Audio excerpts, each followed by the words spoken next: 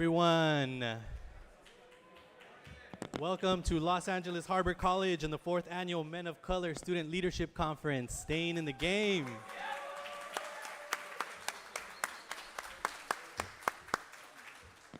It's so good to see everybody this morning. I think after being virtual for so long, you just can't replicate the energy in the room, and so I'm so very thankful to have every one of you here. My name is Ivan Silva. I am the Dream Resource Center counselor here at Los Angeles Harbor College. I'm also,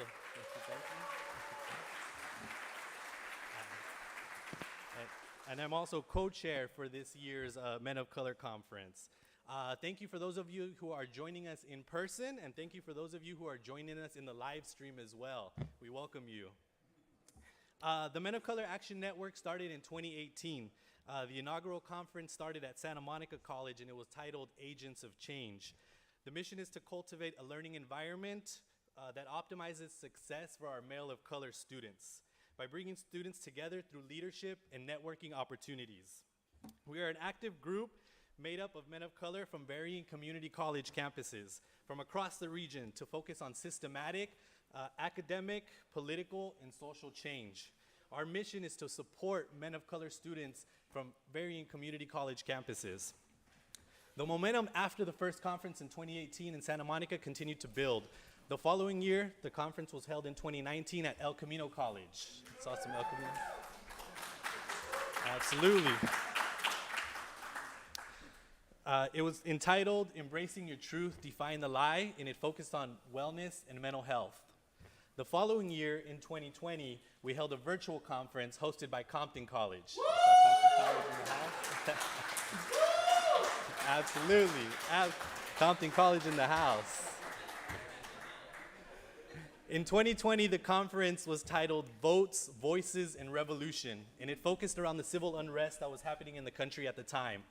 And this year we gather in 2022 to focus on staying in the game, which really focuses on student retention and achievement here at Los Angeles Harbor College. So welcome, welcome. Thank you.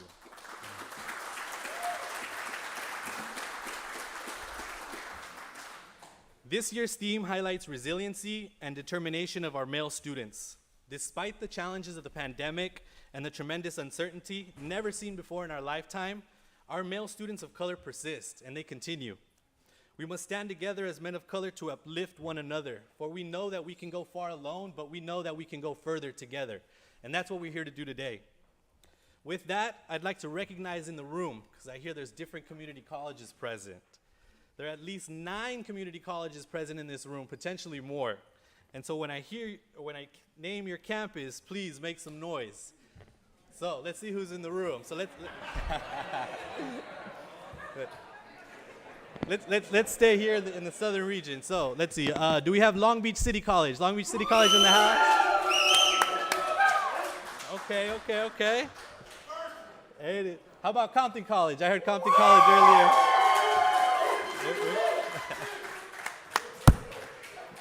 El Camino College. El Camino in the house? Yes, sir. All right. Santa Monica College, where you at? How about LA Southwest College? LA Southwest, there it is. Anybody from Pasadena City College? There we go. Mount San Antonio College. Anyone here in the house? Make some noise. How about College of the Canyons? You in the house? Let's see, anyone I missed?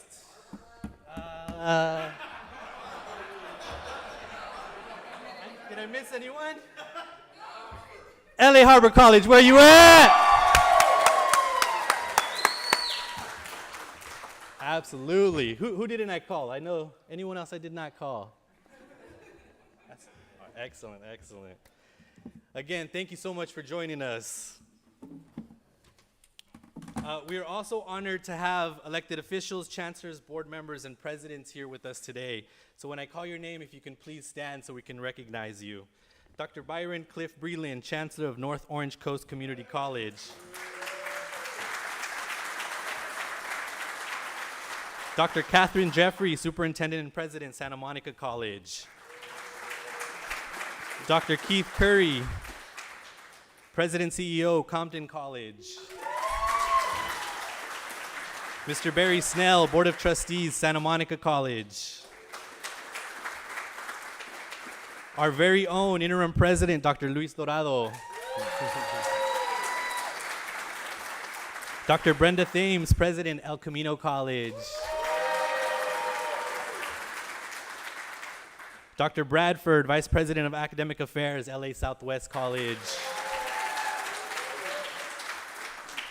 Dr. Henan Juf, Los Angeles Harbor College, Vice President of Student Services. Dr. Thomas A. Parham, our opening speaker, President, CSU Dominguez Hills. Anyone I missed, I apologize. Please blame my head and not my heart. But we definitely want to recognize you as well. Let's give a round of applause for our attendees. Before I introduce our first speaker, I'd also like to thank our sponsors of today, the College Futures Foundation, Los Angeles Harbor College and the Los Angeles Harbor College Foundation, Compton College, Connex Ed, the Ichigo Foundation, the Callan Family Fund, and the Samuel P. Adams Trust. We could not have made today possible without your support. And then one last thing, students, did you all see my email I sent out yesterday? No? Okay, well, if you did not see that email, I'm excited to announce that students who participate today, both in person and online, will be eligible for a $100 in direct student aid.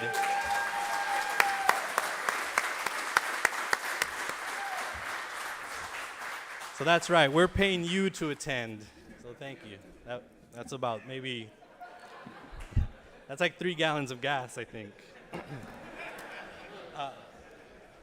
So I'd like to introduce our first speaker.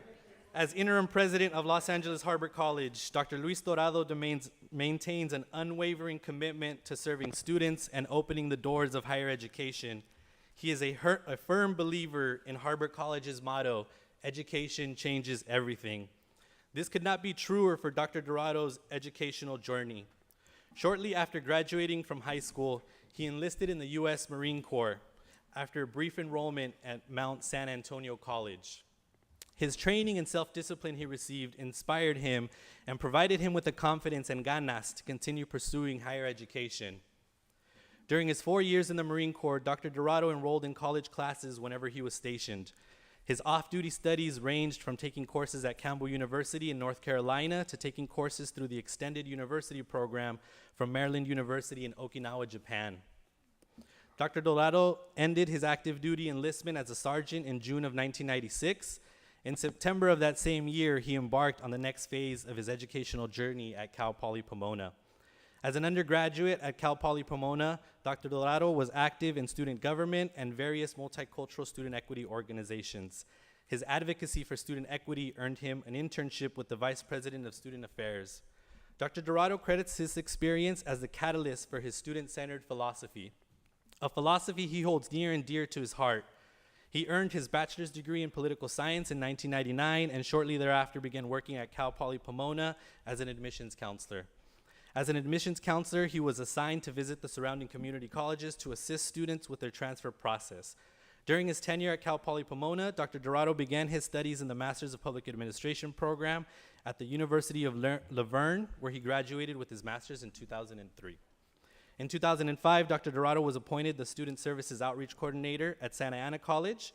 In 2006, he assumed the role of Interim Associate Dean of Instruction and Student Services at Santa Ana College, a position he held until February 2010 when he accepted the position of Assistant Dean of Student Activities at Los Angeles Trade Tech College. That same year, he enrolled in the doctoral program in educational leadership at USC's Rogier School of Education, something he loves to talk about, USC. Yes. He graduated with his doctorate in May of 2014. During this time in the doctoral program, he was promoted to Dean of Student Services. In 2016, he accepted the role of Vice President of Student Services at Los Angeles Harbor College, and on January 1st, 2021, Dr. Dorado assumed the role of Interim Vice President of Harbor College. Please join me in welcoming Interim Vice President Dr. Luis Dorado.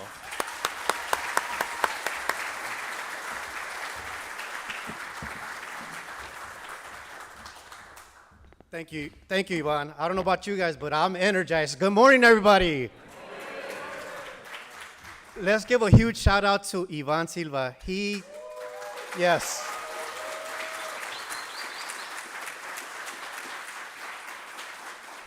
And also to all those role models of the Men Can Network. Let's hear it for them as well.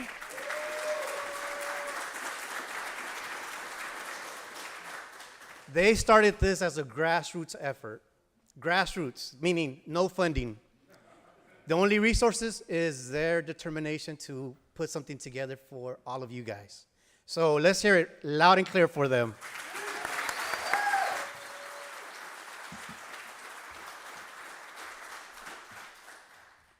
Also, before I get started, I want to give huge thanks to the staff that have made this happen as well. So you guys saw them when you guys checked in. They were out there, they were here yesterday. Stuff like this doesn't happen without that support. And then I also want to make sure that we give a huge shout out, and all the females in the room, please stand up. Please stand up, females.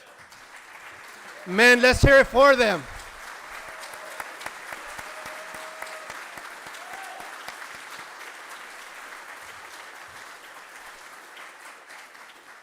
Because I want to be clear that behind a strong man, there's a stronger woman behind them. Absolutely. My Southwest sister out there carried the load for Southwest, right? You know, a lot of males were raised by single parents, right? And it's usually the female in the house. So that's why we're excited to have this event at Harvard College. That's why we're here, because watching all those men in suits looking striding all in here, it's a beautiful thing to see. Seeing the men standing on the wall with their ties looking all fly. Right? That's a different image that you see day in and day out on the news. They don't see that part, right? But it's up to us to ensure that we continue showing that we continue to being that voice of change and continue to be those catalysts of change. I don't know about you guys, but my March Madness brackets got beat up by St. Peter's. They played today at 4 o'clock. I think that was an omen because San Pedro, we serve that city, Harvard College San Pedro, so we're beating the odds as well here at Harvard College. So excellent. And we won't talk about the 2 points and the refs that took us out, USC. We'll leave that topic for later on today when I hang out with the boys. So Ivan alluded to this earlier. It's important that we start coming back in person. Online, you get a certain amount of, networking. In person is where all that networking happens. You're going to see that networking happening in the hallways. You already saw it this morning, people connecting, talking to each other, getting to know each other. I don't know about you, but Zoom does not provide that for you. Okay? So students, as we start opening up our campuses, it's important that you guys make a decision of whether you're going to be in person or online. I do understand that sometimes the online is more convenient, but sometimes convenient is not the best path. You guys heard my bio. That wasn't a convenient path into higher education, let me tell you. Not at all. I grew up in Pomona. My parents immigrated to the United States from Zacatecas, Mexico, because they wanted to give us a better life, right? That was not the convenient path either. So when you're thinking of your courses and what you're going to do, consider the non-convenient path, because that's the one where you learn those life lessons that go a long way. And those hard lessons are the best lessons sometimes, right? Trust you me, I've had quite a few of those. It feels like I've been interim for quite some time in my positions, but I'm okay with that. I'm good with that. So I'm not going to take a lot of time because I'm going to introduce our next speaker, who's awesome. And he just oozes with awesomeness, and he'll show you. But being in person is important for us.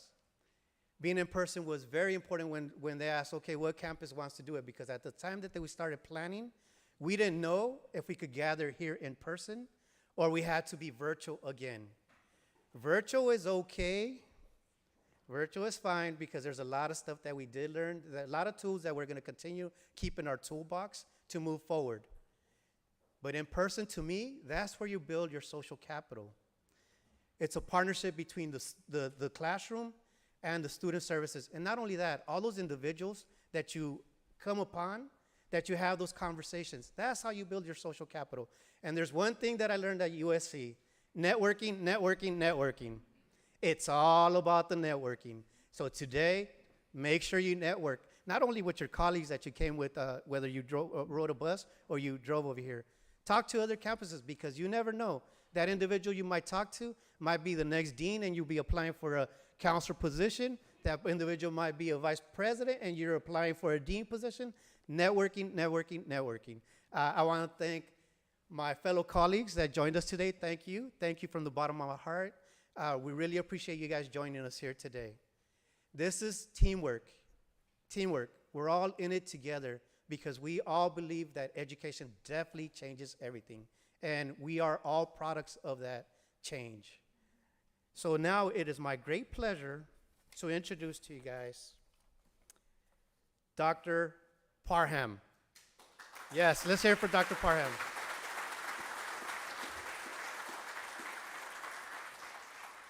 Although it says the 11th, we're going to say the number one president of University of Dominguez Hills.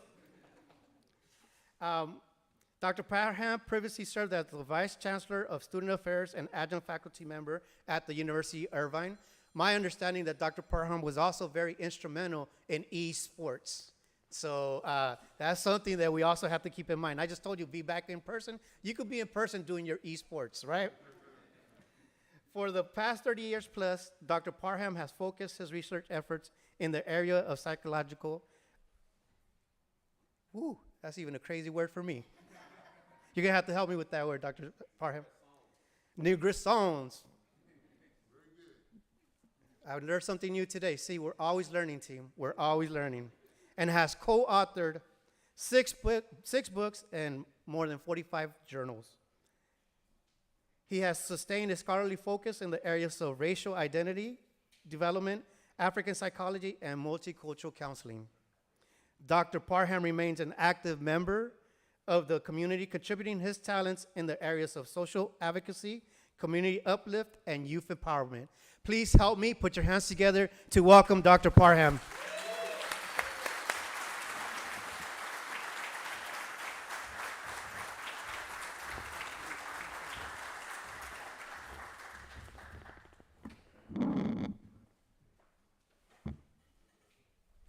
Let me say good morning.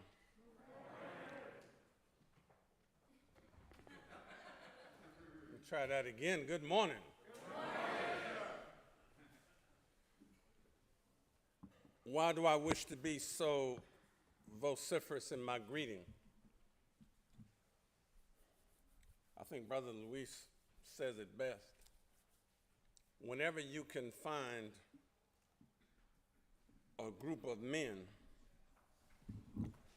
not only donning ties, but donning that swag. Because you turn on Channel 7 News at night. Or maybe you prefer CBS or NBC, don't matter. Might even try Fox News. The only image of men of color you will see don't have ties on. Hanging out, sagging on the corner, committing crimes as if that's the only thing we do as men of color. So for us old heads in the room, anytime we get a chance to stand next to all of you just beautiful men of color and the women who support us in our journeys, that's something, right, to be excited about when you start a Friday morning.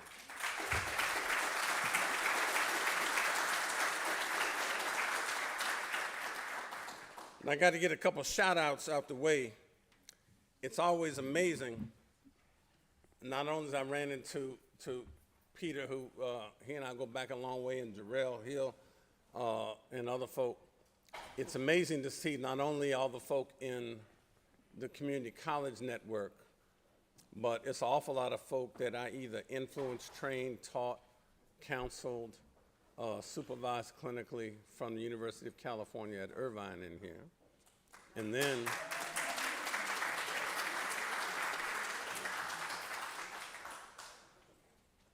folk got big fancy titles. You know, they like deans and, you know, counselors and presidents and chancellors. But also, it's a bunch of folk in here who reminded me that they are from Dominguez Hills in those roots. Where are the Toros in the house? Huh? So we got to give a shout out to that. And for the SC folk, where my SC crowd at? Got a few Trojans in here. You just got to try a little harder. You know, it's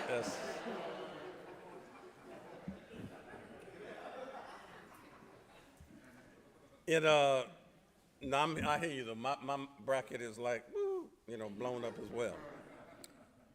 But on to the more serious move. I think that I want to welcome you and say good morning. And I want to provide a special thank you to all of my presidential colleagues. I see Dr. Thames here, and Keith Curry will be here later, and all the presidents in those spaces. It is not easy to traverse these landscapes and navigate the institutional boundaries that we do, but also extend those out into the communities that we serve to try to make a difference. So I want to pay honor to them and support them, and please give my best to your Chancellor, Francisco Rodriguez. And he and I kind of switched the orders. We decided we kind of fake y'all out this morning a little bit. So, but I want to thank all of you for the honor and the invitation to address you this morning. So as folks said, I am Dr. Thomas Parham. I am the president of California State University, Dominguez Hills. We are one of 23 campuses in the California State University system. It is the largest system of public higher education in all of America. It takes a backseat to nobody. And why am I so proud of the CSU? Even with UC roots? Because all the time I spent in UC, 33 years, the time as an Ivy League professor before then, the first African-American academic psychologist the University of Pennsylvania ever hired in its 200-something year history after it was founded by Ben Franklin back in 1776.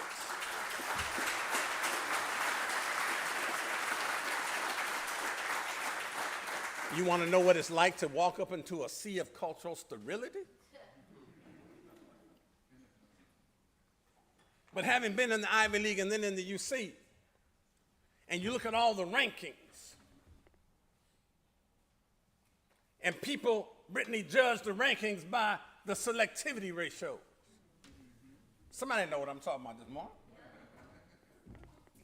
We're so good because we only admitted the top 2%, 4%, 6% of folk, and never understand that what that says on the flip side is how many folk you denied admission because somehow you thought they weren't worthy enough. I don't want to judge my worth for the remainder of my career by that metric, even as I applaud my colleagues who do. Bravo for you. But I know there's too much talent in the broader normal curve. And at Dominguez Hills, I've got some 4.3 students. Been mentoring one since I arrived as president. Yes, even presidents mentor students. But I've been a psychologist and academician and clinician and scholar all my professional life. I can take a 4.0 student, keep him or her 4.0, that's easy. What I want, what you should want, is the 2.3 student who could be a 2.5. The 2.5 who could be a 3.0, the 3.0 who could be a 3.7, going to a doctoral program somewhere. That's where we judge our work. Want to know why I love being in the California State University system? Because we educate a much broader swatch of the state's citizenry. So I'm excited to open what I hope will be a meaningful and information-packed conference, and also hope that you as participants, as you continue to conjure thoughts of your future, will consider continuing your education in the California State University system generally, and perhaps coming to study with me at the California State University Dominguez Hills in particular. We got it going on up in there. We are transforming lives that ultimately transform America.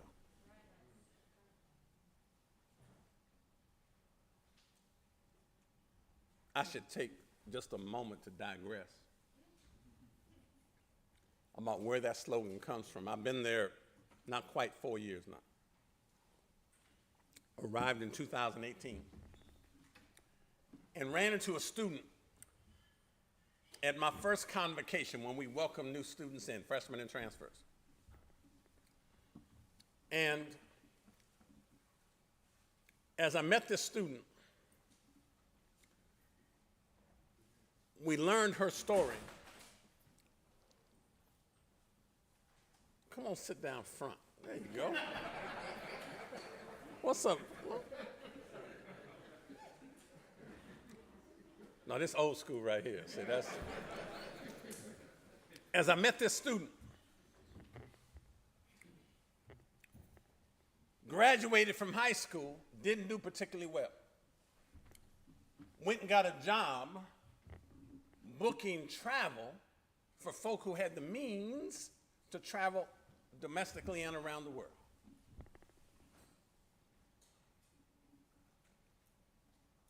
No aspiration at all to go to college. Anybody been there? After working several years, light bulb went on. What do all these people I'm booking trips for around the world have in common? A college degree. College degree sound like an American Express card. I better not leave home without one. She calls up a faculty member, somebody at Cal State University Dominguez Hills. Said, I'm interested in college. Child, come on over. Let's sit down and talk about your future. Found out she was not CSU eligible. Still worked with her. So here's what we're going to do. We're going to send you to this place down the road. Want to know where she went? Harbor College. Still mentored her.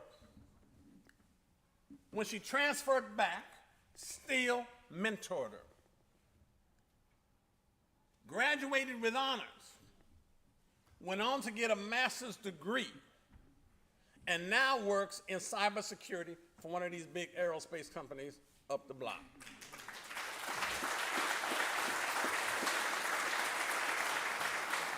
Why do I love being at Cal State University Dominguez Hills? Because we are transforming lives that are now transforming America. So when you see me out wearing my Letterman's jacket that I had made for me when I got there, on the back it has Toros are T squared. I don't see no pens writing, young men. Where your pens at? Or get your phones out. Toros are T squared. Because we transform lives that transform America.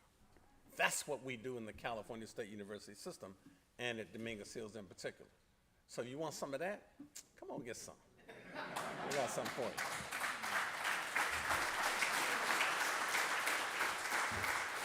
Now, in bringing you greetings, I also want to remind you that you have some serious work to do now that you have signed up and are present at this conference.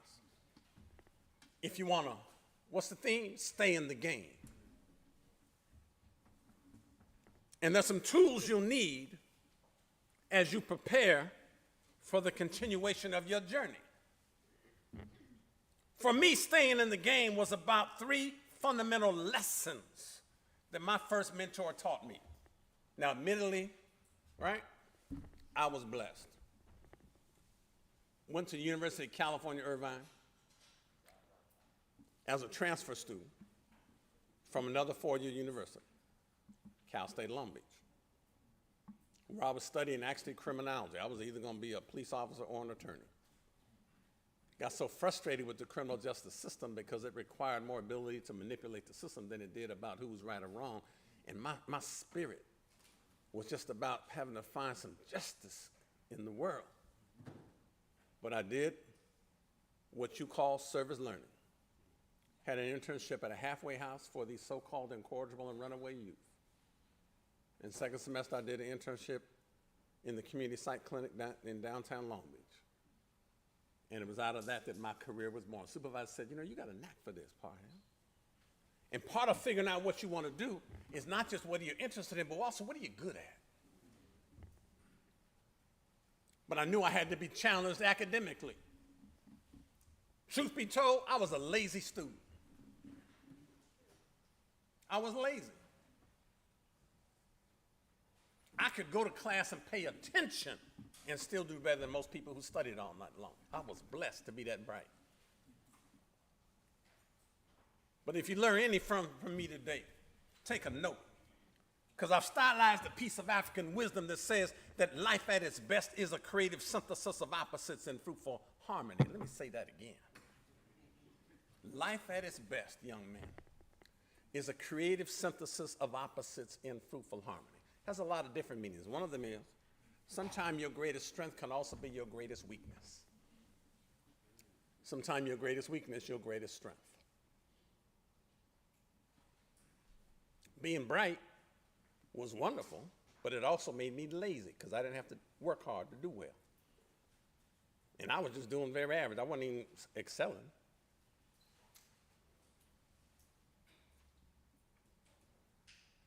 But finally ran into my mentor after I transferred.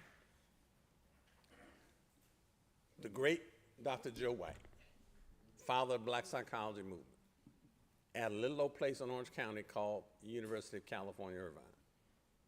36,000 students big nowadays. Took his class in African American psychology, got an A, actually got an A+ out of him, which was hard to do.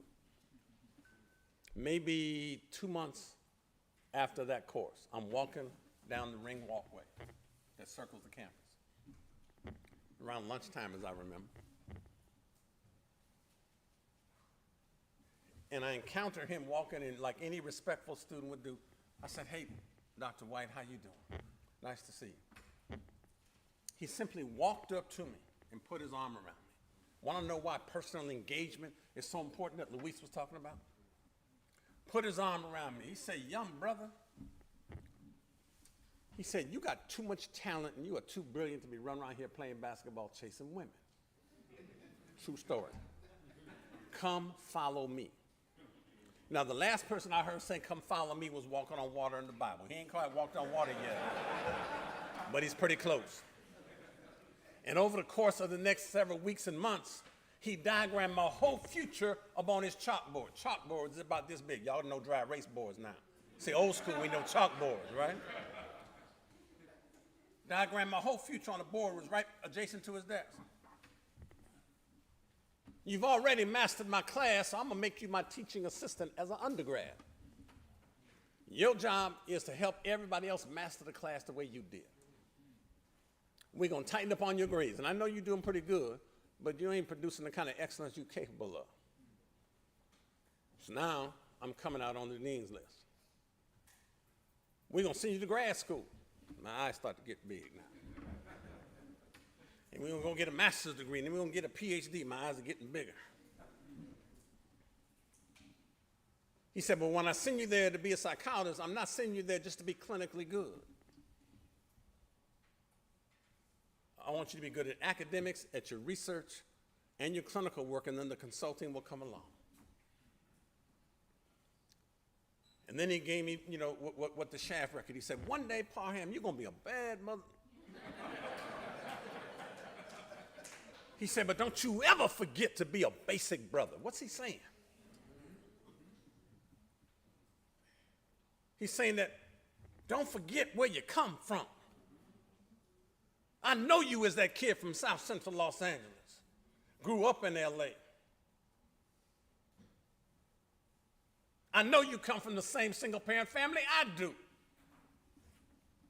Mama raised 4 kids by herself. Worked for the government 32 years. Never earned more than $18,000 a year. Got all 4 went to college, 3 college educated, 2 with a PhD, nobody on drugs, in jail, or in a gang. How does a mama do that?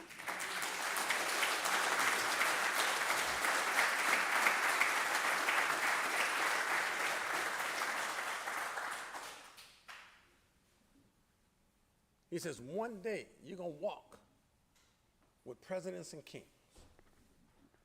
But don't ever forget to be that basic brother. Want to know why all of us are so committed to wanting to see you thrive? It's because we owe a debt to invest in you in the same way that people invested in us. If you look at my screen at the campus, I'm sitting there handshaking with Barack Obama. If you looked at some of the pictures, I'm talking to brothers and sisters on lockdown in jail. Why do you do that, Parham? It's because I owe a debt. So I give you that personal disclosure because there are 3 lessons fundamental to staying in the game that I learned that I want to pass on. Lesson 1, the key to mental health, young men, is always having a broad range of choices and options. Choices and options. Show me somebody on the street hanging out, nowhere to go. I'll show you somebody who has lost the ability to generate choices and options. When I see you in the grad school, Parham, you're not just going to be clinically good. So when my colleagues were all finishing up internship and doing their work, they were all applying for applied positions as psychologists. And I applied for several of those. But I could apply for faculty jobs because I had published. I could apply for teaching jobs because I had taught, both in undergrad and graduate school. So how does a young 27-year-old brand new doctor become the first African-American academic psychologist the University of Pennsylvania ever hires in its 200-something year history? Because I had options and choices. Got to have options and choices. Lesson 2, you should always strive to produce excellence, and excellence will bring you opportunity. He taught me, he said, you are not going to have to tell nobody how good you are, how great you are, how brilliant you are. It'll just ooze out of you, and people will just invite you into the space. Trust that that's true. I stand before you today as the university president, never having aspired to one. But knowing Peter since my adolescent days, Tony Bernays since my adolescent days. Nobody in my background will tell you, Parham always aspired to be a university president. I didn't. But you produce enough excellence. Before I accepted and decided to apply for the Dominguez Hills job and was talking into this, I probably was approached, I don't know, 12, 15 times by different search firms and boards of trustees around the country to apply for presidencies. Turned them all down. Wasn't something I was interested in doing. But it was something about that Dominguez Hills challenge, about being with our peeps, when I got 66% Latinx brothers and sisters up in there. That's about second most in the whole state. 12% African-American folk. That's the largest percentage of black folk of any public university in the entire state of California. About 7.5% Asian-American brothers and sisters. 4% multiracial. We got 87+% students of color. About 6.5% Caucasian. Less than 4% international, few declined the states. What a multicultural mecca that we have. But the goal, my friends, is always to produce excellence. And excellence will bring you opportunity. Third lesson he taught me. He said, you belong.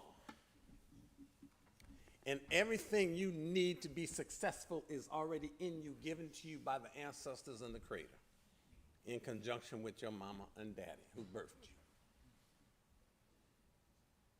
you. You belong. Because sometimes we come into these spaces, and I'm reminded of the story, if you read it it was either New York Times or the Chronicle of Higher Ed, I think New York Times. And it was a story years ago. If you haven't read it, you probably should. And the title of the article was, Who Gets to Graduate? Story of a young woman out of Texas named Vanessa Brewer.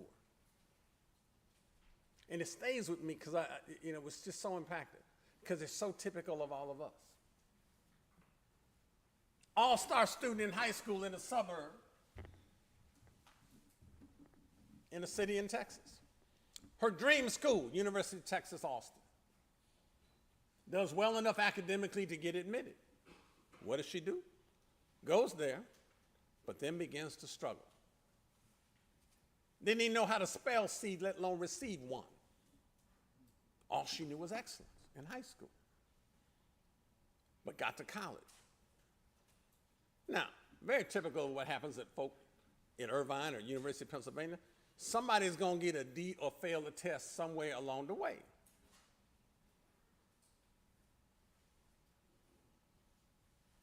As much of a celebrated academician as I am, I have gotten a D on the test.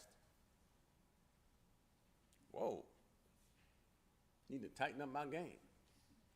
But too many of our students get that D, get that F, got to withdraw from a class, and then they call home, being first generation. I got 66% first generation students on my campus. Same way Vanessa Brewer did, called home. I got a D and I'm not struggling. I'm struggling. And what did mama say?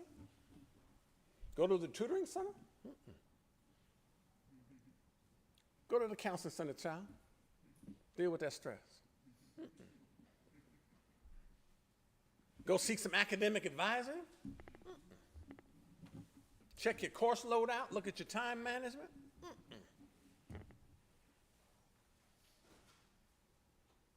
Child, maybe college is not for you. Why don't you come on home? Fortunately, a couple professors, one in chemistry, one was an administrator, kind of grabbed her by the collar, saved her, and developed this programmatic initiative that was designed to save her. But I use that as an example because so many of us get into that space where we don't even believe that we belong. As soon as we stub our toe, we're ready to stop out. As soon as you run into a racist professor, we're ready to stop out. Run into some hardship, we're ready to stop out. My mentor taught me, you belong. And everything you need to be successful is already in you, given to you by the ancestors and the Creator. In my office at the university, I keep a picture of the ancestors and the slave dungeons in Elmina and Cape Coast in Ghana and Africa, because it always reminds me to contextualize struggle. I've been to the door of no return. When the Association of Black Psychologists had our national convention there in Y2K in the year 2000. And we took bottles of rum, which was the commodity they took for slaves, and broke them on the dungeon floor. And you can still smell the blood and the stench from all those slaves in there. Spirit of the ancestors are in those places. Make no doubt about that. And we perform ritual to let them know that even though they sent you through this door of no return to put you on hulls of those slave ships and take you to all parts of the diaspora and said you would never return, they lied because your children are home and we doing all right.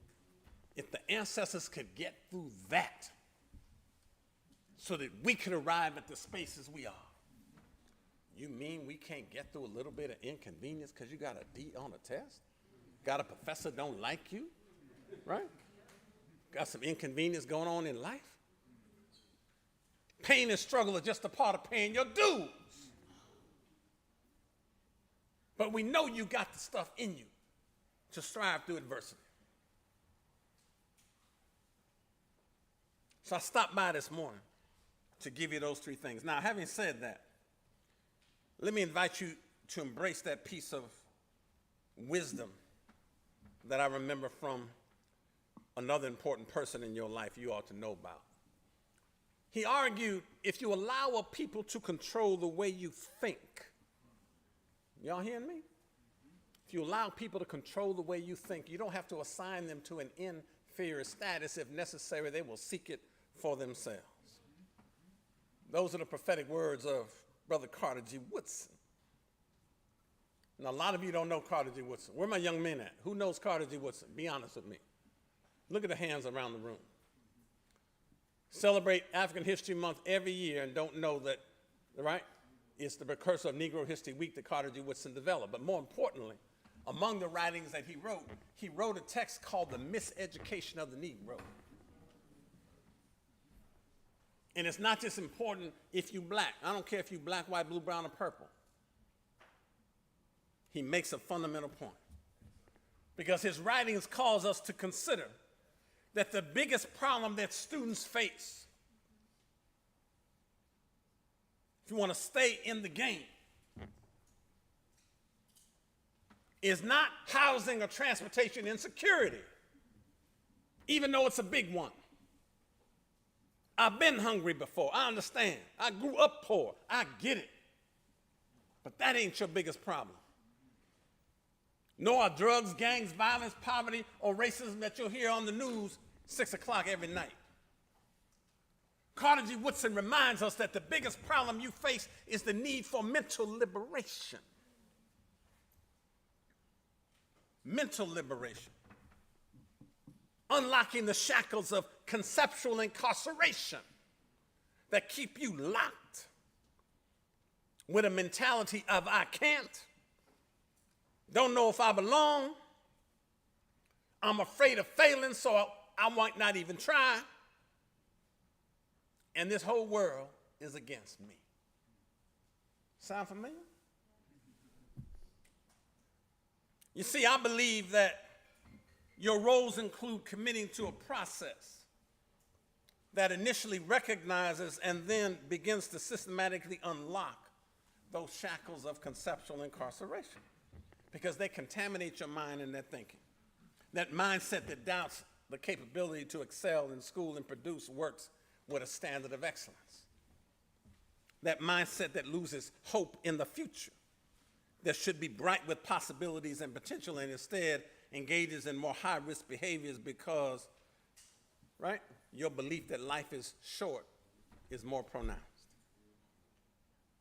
That mindset that compels you to seek external validation from peers and other societal influences that disregard the more positive elements of your psyches and spirits.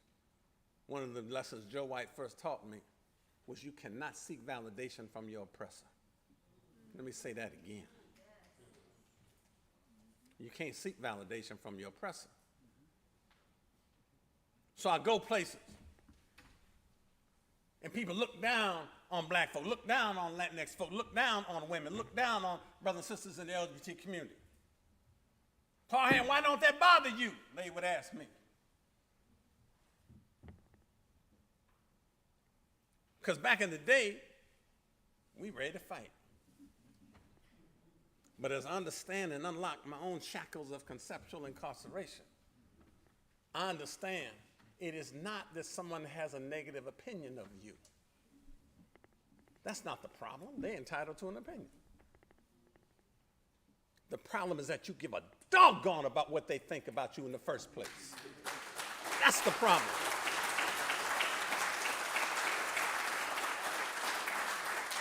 And I say that to you because ideas are the substance of behavior. Let me say that again. Ideas are the substance of behavior. So be clear that the way you think influences how you feel and ultimately how you will respond to your reality. The basics of cognitive restructuring. So I'm also reminded this morning that in an educational system, why do I care so much about being culturally rich? Asa Hilliard used to always argue, the great Asa Hilliard, bless his soul. that there's something wrong with an educational system that leaves a people strangers to themselves, aliens to their culture, oblivious to their condition, and inhuman to people that don't have your best interest at heart.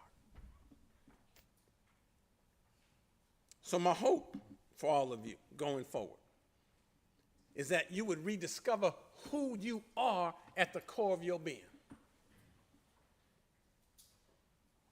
Who am I at the core of my being? That you would reconnect with your culture that is often enclosed in a climate of cultural sterility on too many university campuses around the country. That you would become less oblivious to our condition as a people of color.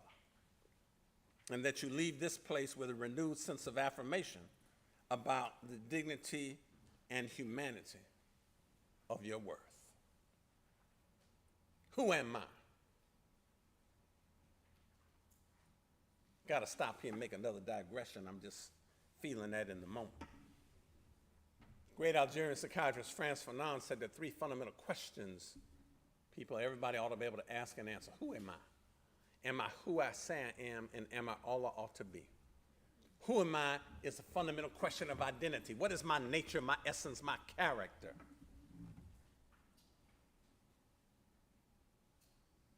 And part of what's going on, particularly for our men, let me pick on the brothers for a minute, because we done lost our weight. And I've treated lots of these folk in therapy all my professional life. Ask a professional athlete, who are you? I'm a baller. Who knows some folk?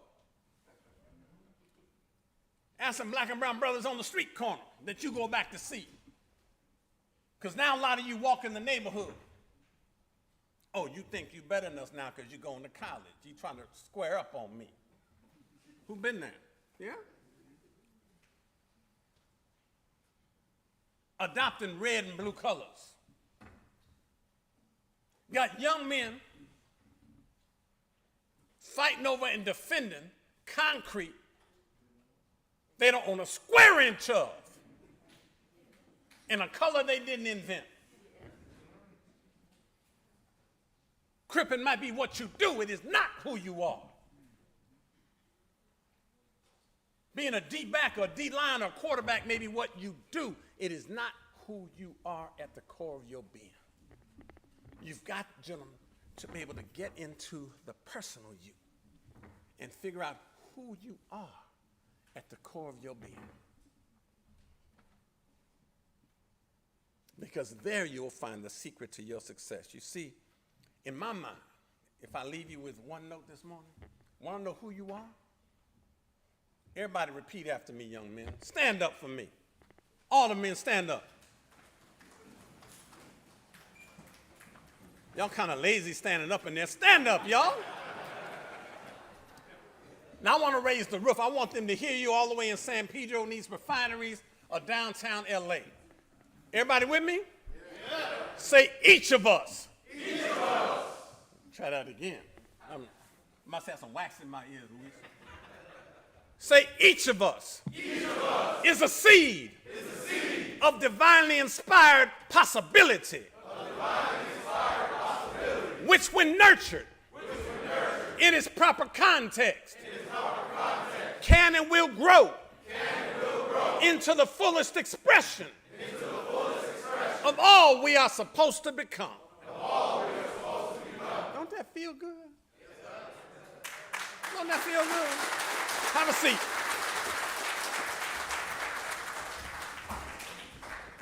So I want to close by inviting you to imagine. I want you to imagine that these outcomes will be realized, that just imagine. Now, imagination, brothers and sisters, is that mental process of forming ideas of creation and visions of possibility and potential in your lives. Because imagination focuses less on what is and more of what might be. It's the difference between your reach that's convenient and your grasp that makes you have to get up on your foot toes to, right, grasp for something and get unsteady.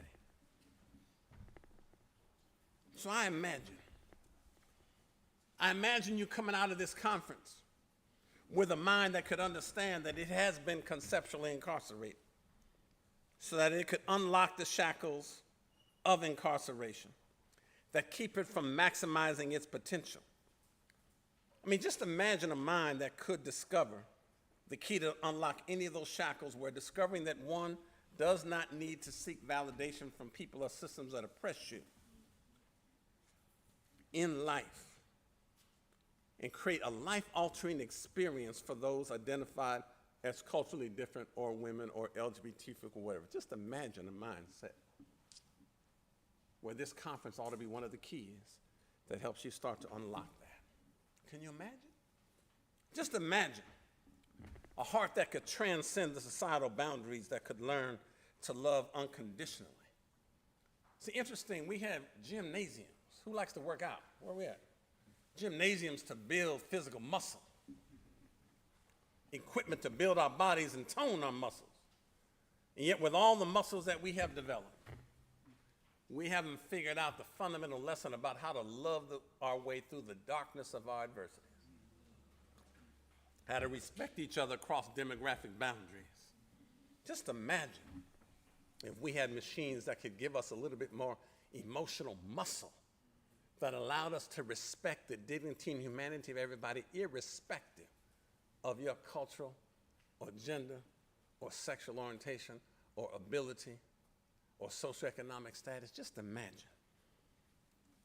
And imagine people of spirit whose energy and life force is so positive that no element of social distraction could derail its trajectory toward positively impacting other people's lives.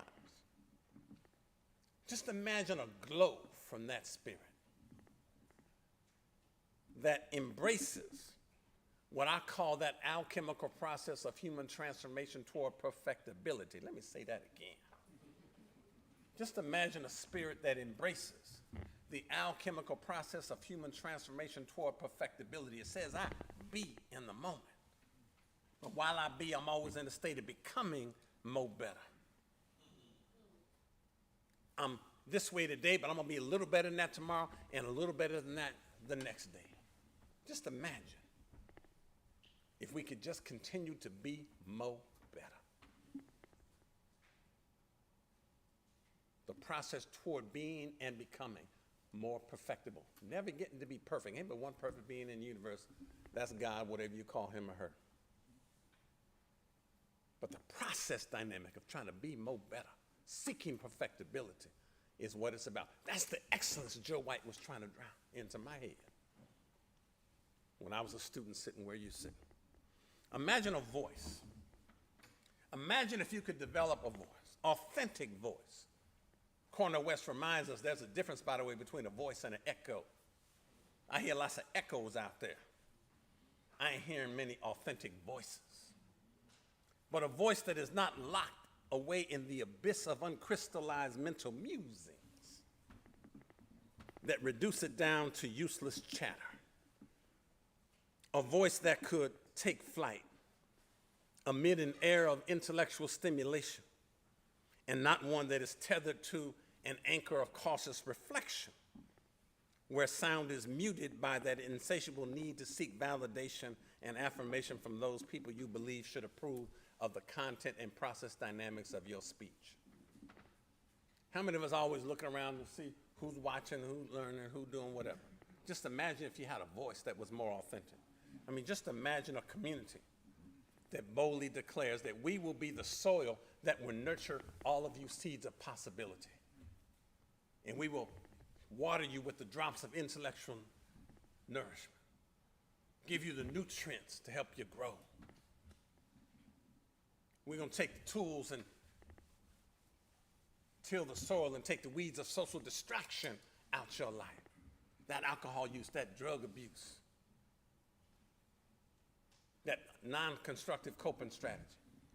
And then the community is going to give you just enough sunlight of affirmation, make you feel good.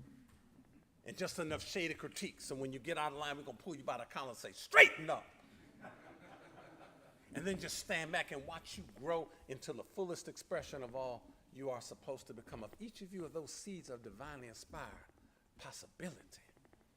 Just imagine that you had all those water drops and miracle grow drops and sunlight and critique and nurturing soil. And just think about what you could become in the fullest expression of yourself. Imagine leaders who think about their positions less as plateaus and more about the process dynamics, about trying to help other people.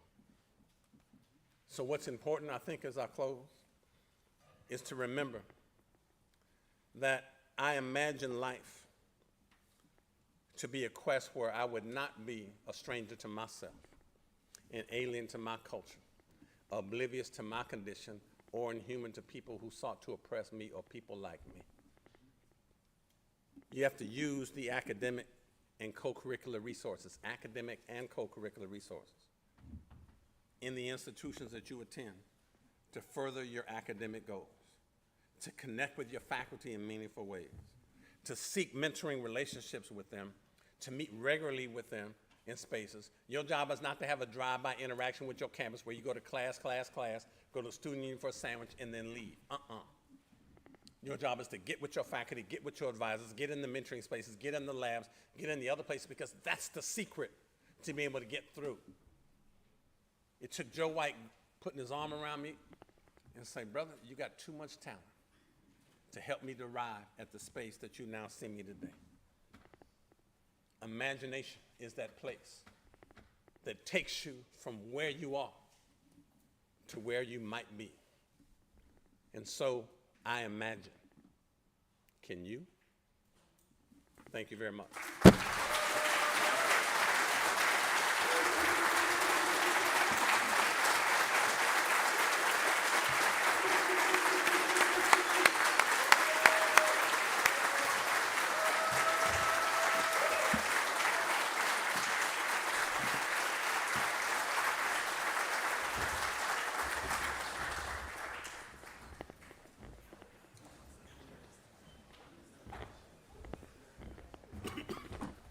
All right, I'm fired up. How about everyone else? How we doing?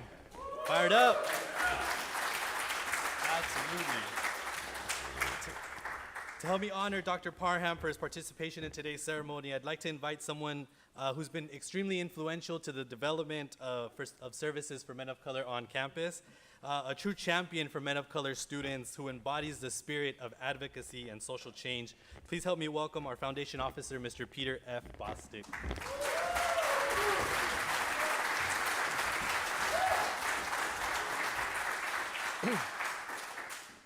Thank you, Yvonne, very much. The sub-theme is a legacy of local heroes. It's my honor to give a little thank you gift to a living legend. The whole Parham family is a living legend. I never got to meet Joe White, but I heard about Joe White because he's a legend. This is a living legend, and we just want to say thank you for being on campus today, sharing this message, and it gives me great honor to give you a thank you gift from Harvard College that we think you might appreciate. Thank you. Maybe you won't forget this gift. Thank you.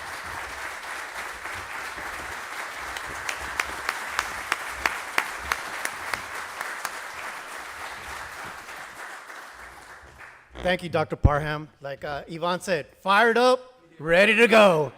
We stole that from our best president, President Obama, didn't we? From his first campaign. All right, team. So, students, I just want to, I hope you guys are feeling the love that we have for you guys. You guys have presidents, superintendents here, and there's a few more presidents that I want to acknowledge that just joined us to be here with you guys. So please put your hands together for Dr. Keith Curry.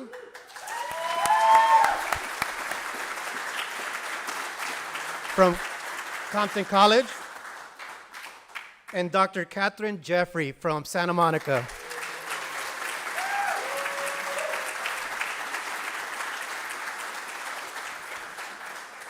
I also want to acknowledge Vice President Michael Tuitasi. Sorry, Michael, I messed up your last name. My apologies. And then all our faculty, all our counseling faculty, please rise and be Please stand. Let's hear it for them. Look at that. Look at the love that we have for you guys.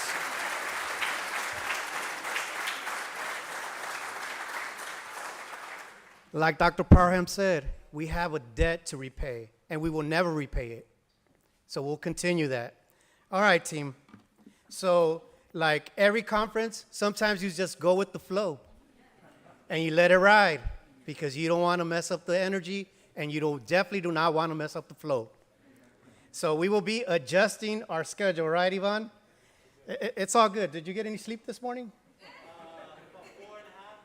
For those of you guys that don't know, Yvonne welcomed a brand new baby girl.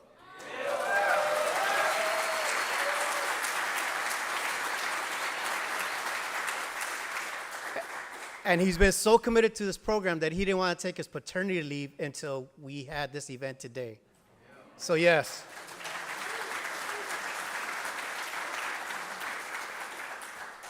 And Dr. Parham, I do know how your mom got you through. It's called a flip-flop. We call it the chancla.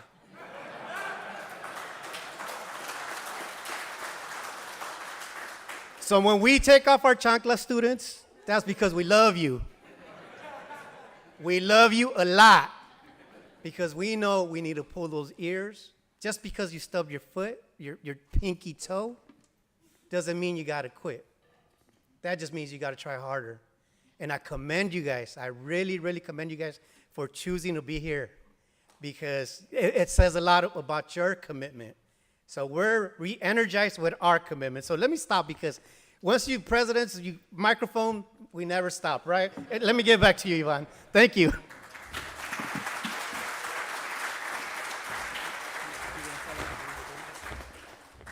All right, thank you, Dr. Dorado. Okay, so we are going to begin dismissing for our first workshop. So what's gonna happen is I'm gonna go ahead and dismiss students first. Students, on the back of your name tag, if you flip it over to the back side, you have an assigned brotherhood. I'm gonna go ahead and dismiss based on brotherhoods. So if I can get my morning facilitators over on this side. And so Brotherhood 1 and 6. So Brotherhood 1 and 6, please rise. Professionals, go ahead and stay where you're at for the time being. Use this moment for a bathroom break. Brotherhoods.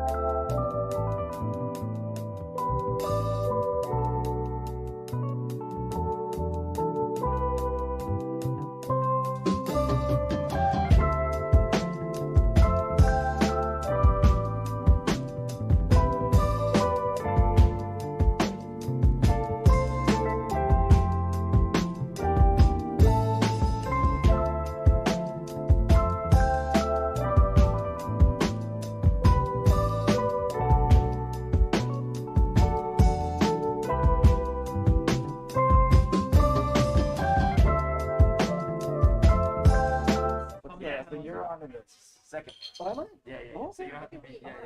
Yeah, you go first. All right.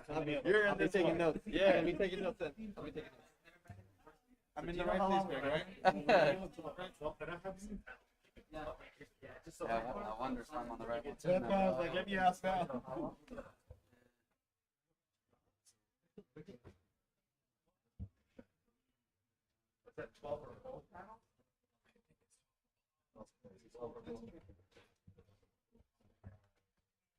On this panelist, I think so. Should I scoot over? Maybe I'll scoot over.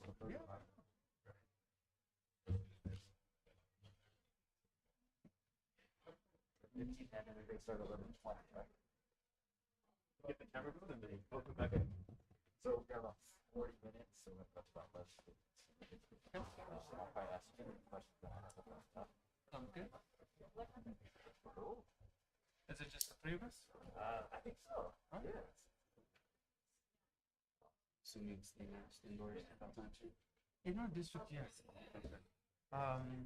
basically, in order to implement the mask mandate, they need an airplane that they need to go, which we are anticipating will happen that day. Unless you're in your office, which is enclosed. Right. Greg, ready to go? Yeah. Hey, good morning, everyone. Good to see you. Thank you so much for being here. My name is Jose. I will be your session host for today. We have a dynamite panelist, dynamite group of panelists that can talk about their experiences with diverse backgrounds. I am here to basically let you guys know that the restroom is down the hall. If you guys have any questions again in the conference, I'll be in the back. We have, again, some amazing speakers, a lot of really good experience. I encourage you to certainly ask questions. And before I hand it over, I want to also let you know that if you don't have a program agenda, feel free to let me know, and I'll be sure to give you a I want to introduce Greg, who's the moderator, also one of the hosts. We'll just kind of take it away. All right. Thank you, appreciate that. So some more logistics. We're going to go to 11:15, so we have about an hour, 20 minutes for 2 panels. So this is the first panel. We're going to go to about 11:15, take a 5-minute break, and then the second panel will come on up. It'll be similar panel, but we wanted to offer you different perspectives, different panelists, and different moderators. My plan is to ask a few questions, but you all are a wealth of knowledge here too and could easily be on this panel and here. And so we want to not only hear your questions, but if you have things to contribute, let's dialogue too. It doesn't have to be us talking heads up here, talking to you all, right? Let's talk with each other, all right? Let's dialogue. So my name is Greg Toya. I'm the Director of Student Development, El Camino College, and part of the Men of Color Action Network Executive Board.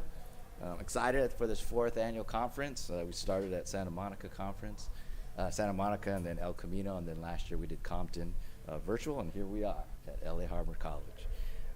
So a little bit about myself. The first question is about your current role, how long you've been in your area, and a highlight. So I'm going to talk about mine and just kind of role model for the panel, and then I'm going to ask my panelists to introduce themselves and share.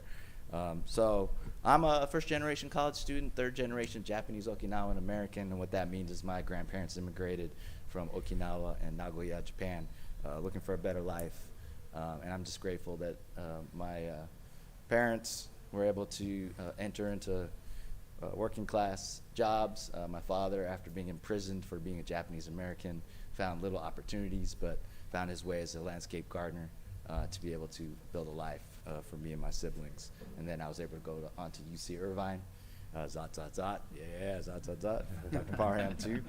And that's how I got myself into student affairs, got involved with orientation, housing, bunch of different equity programs, cross-cultural center, and entered the field that way.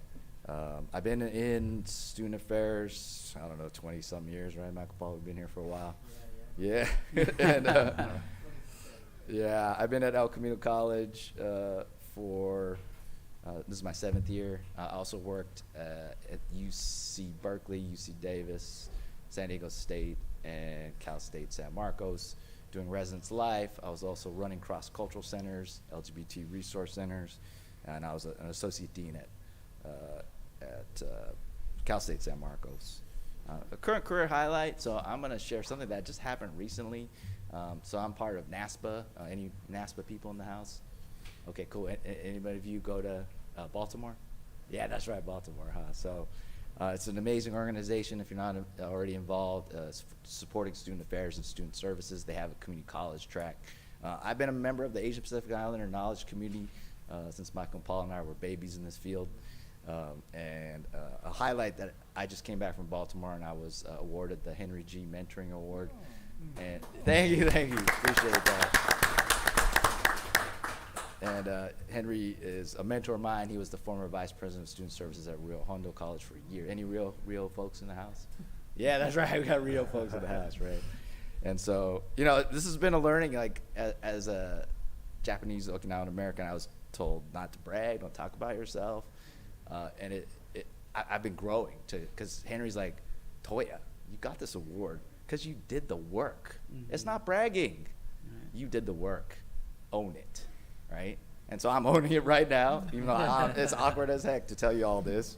But I'm very proud of the work we do, and I encourage folks to continue to do the good work and mentor as you can.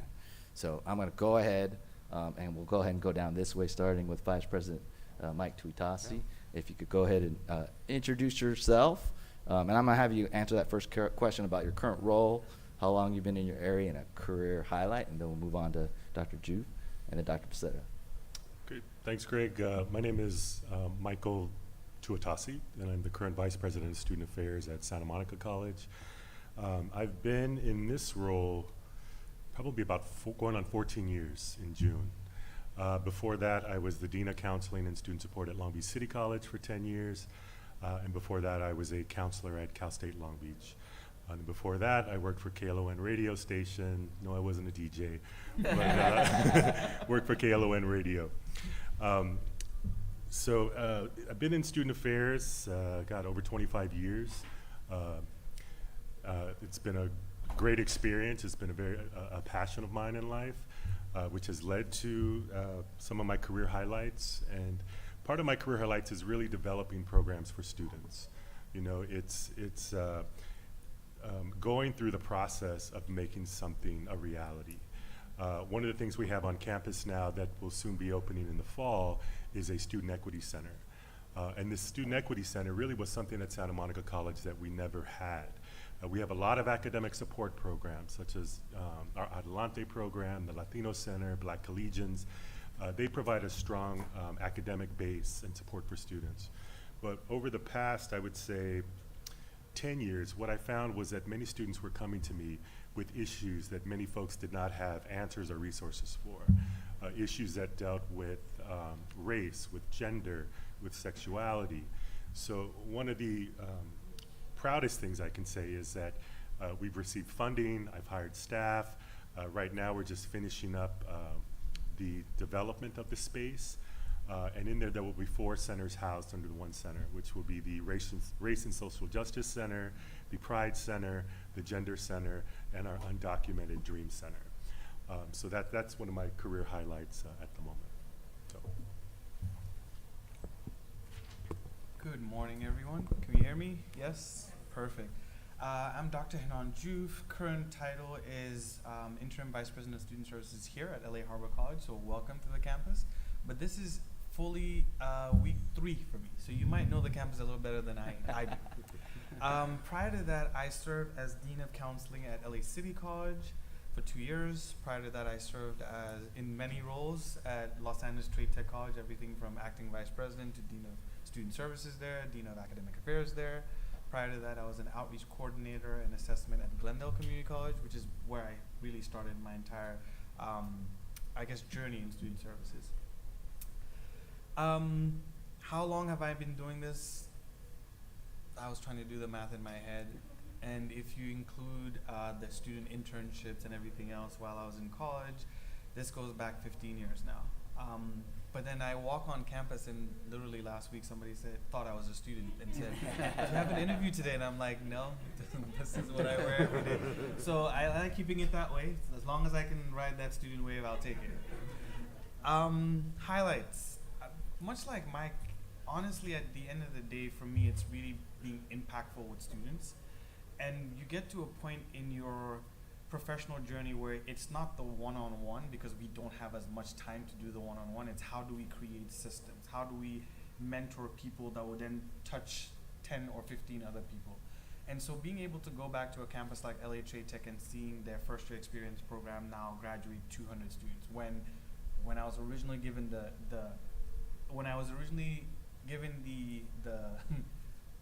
the task of creating one, it was, you have a room, you have 2 student workers, what can we do with them? And now there's 200 of them. The entire district actually has a program for LA College Promise, and it's great to see how it's grown over 6 years. Bringing an Emojo Puente program at different campuses where I've been. We had a drive for Thanksgiving at LA City College, and talking to one of the students there, and she was telling me about some of the challenges she was facing, and I said, well, why aren't you part of the Puente program? And she kind of looked at me like, we don't have one. What do you mean we don't have one? As an HSI, I can't be the first person to have noticed that they needed these types of services. So we're actually starting one in the fall of 2022, and I won't be at that campus to see that happen. But knowing that the students will actually have that help is what this is all about. I know the gentleman to the left hasn't spoken yet, but I know for sure that neither of us, we will not be attending any universities anytime soon to take classes anytime soon. We're not going back to school. But the social capital and the know-how that we have to be able to provide to other students that look like us, that sound like us, from the backgrounds that we come from, is really why we do what we do. So if there's a school that you're thinking about going to on the East Coast here, if there's a professional opportunity that you're thinking about going into, I guarantee you one of the 3 of us knows someone that has done it, that is doing it, and or we might be looking to hire. So network, talk to us. We are nice people. We got into this profession because we like people. My degree is in business and economics, my political science as my undergrad, and then I realized I could do business and economics for students. And that's how I ended up getting my doctorate and my master's in educational leadership. So I'll leave it at that, because otherwise I can talk and talk and talk. I'll pass it down. Thank you. So welcome everybody. My name is Eric Bessera. We were just talking when we got here that I should probably be sitting on that end and listening to these gentlemen and taking some notes. Maybe we should form a circle, because we could all learn from each other, right? That relationship between teaching and learning is fluid. So since we can't do it physically, I'm gonna do it just by what I share, and I'm gonna take a page from the moderator, right? And kind of bring a little bit into my personal life. I know this is about career, but I think what we do is less important than why we do it. And I think it's important to kind of let you in behind the curtain to understand that why, right? So I'm from Salinas, California, from a migrant farm working family. So I'm a transplant, no pun intended, from that area to here. I was a farm worker myself, right? So for the summers, kind of one of those knucklehead students that was described out there fighting over territory that didn't belong to us. We didn't own anything on the block, but I felt it was my job to protect it, right? So as an intervention, my father decided, well, if school isn't important to you, then you're gonna see what life holds for you without an education, right? So every summer I would pick artichoke, 13 hours a day, 7 days a week. Not a fun lifestyle, right? So that kind of made a little click in my mind. On account of that, I had access to a migrant counselor. So in addition to my regular guidance or school counselor, I had a migrant counselor because there was gaps in my education every year as we followed the harvest, right? So I would miss about 2 to 3 months of school every year, had to catch up. Well, that migrant counselor, at one point I was in his office, big brawl broke out. We were interrupted by a body being slammed against the window. I look out, and lo and behold, it's my homeboys, right? So I go to get up, because I knew what I had to do, but he knew too.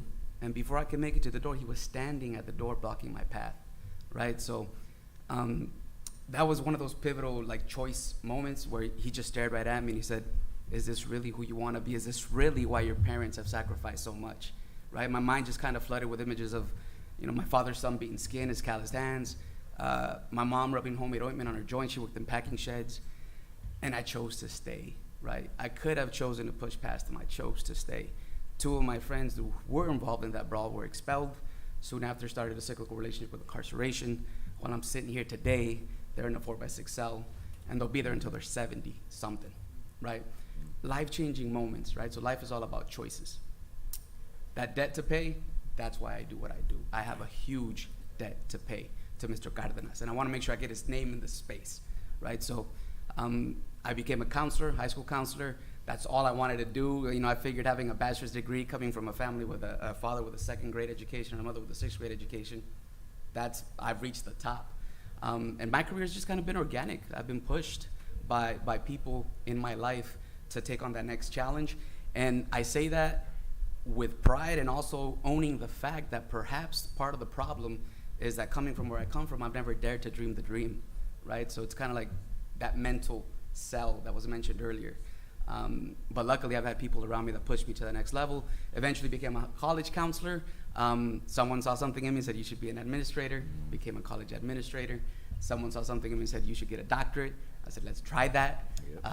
Applied to Harvard and just graduated in 2021 with my doctorate in educational leadership. Okay. So I say that to say there's nothing that makes me special, right?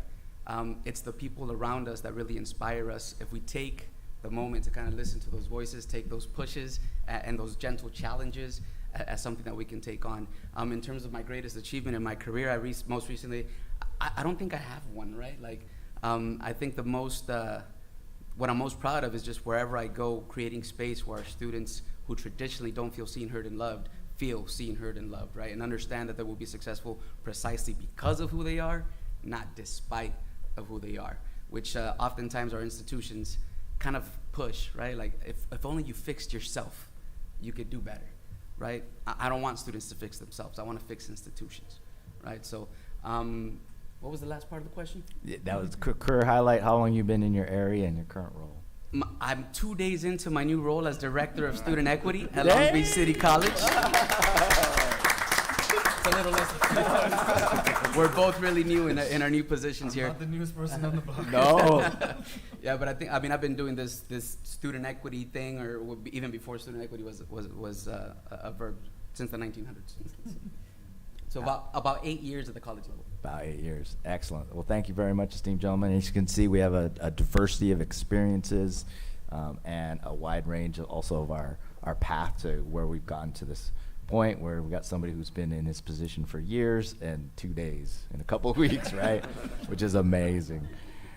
Okay, so I'm going to combine a couple questions around career advice and something else, but and some of you alluded to it. I know Dr. Bessera mentioned a little bit. So if you could talk about in your career trajectory and how you got here now, best career advice you've ever received and advice that you have for our male professionals of color if they're interested in moving into managerial or executive level positions. And anyone can start. Best career advice? I don't know so much about advice, but I think as far as what's been really impactful is I've always had strong mentors in my life.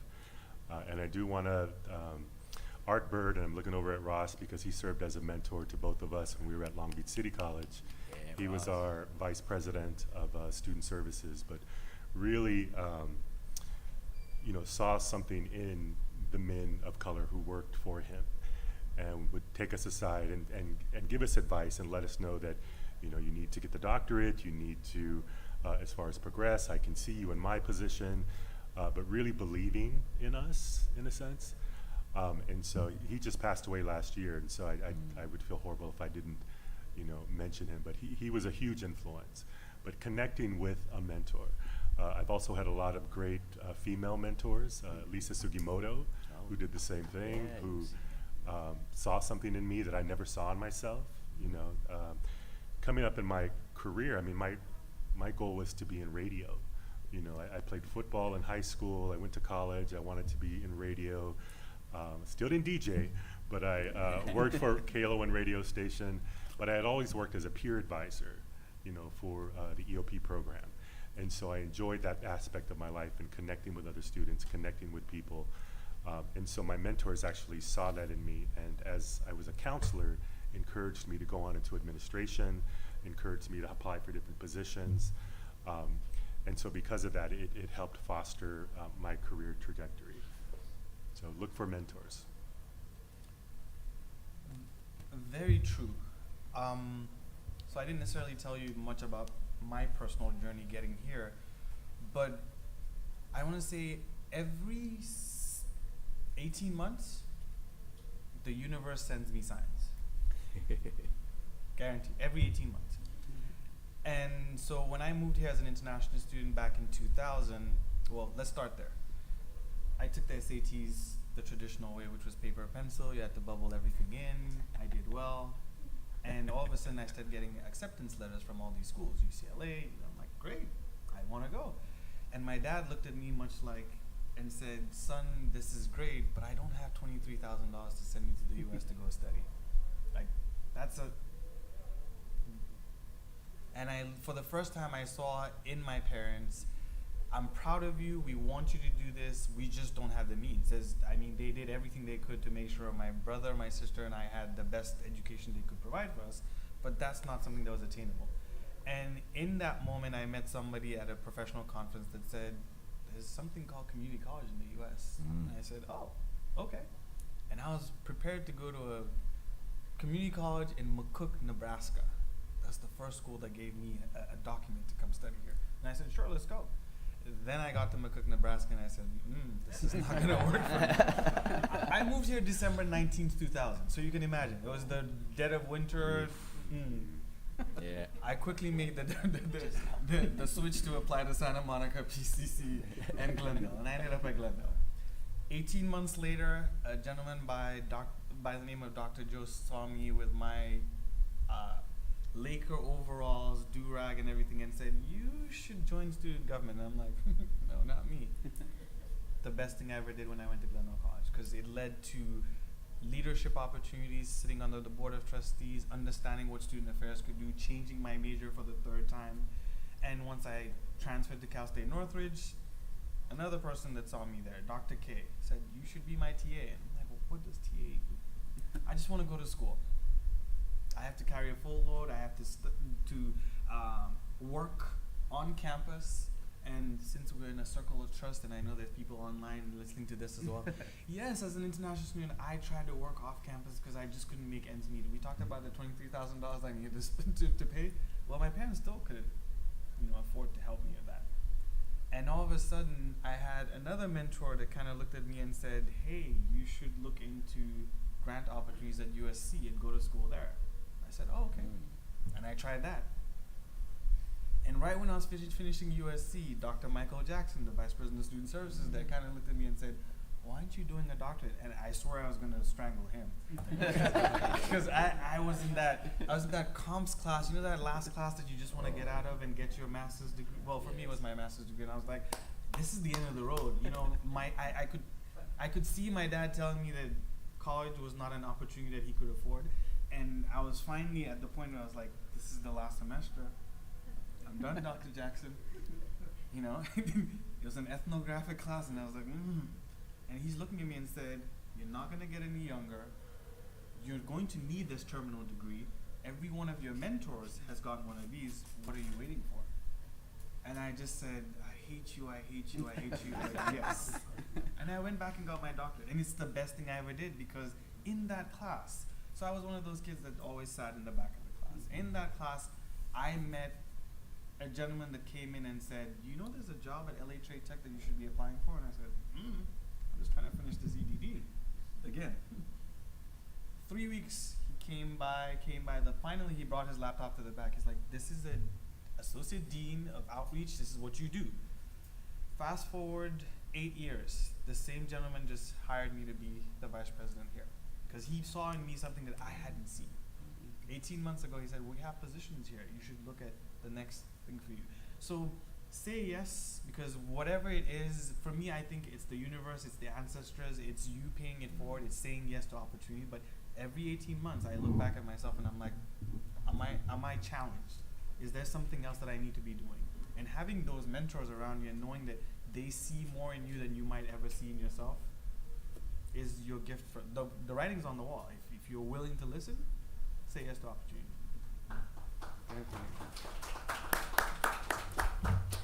Ditto. I saw some people taking good notes. Please pass them my way when you're done. I want to see those. I think two, and I'll keep it short, but two, I think lessons that were taught to me in terms of my career. The first one, I think is very important, and this is my journey. It might not be that way for everybody, so I'll just share it, take it with a grain of salt.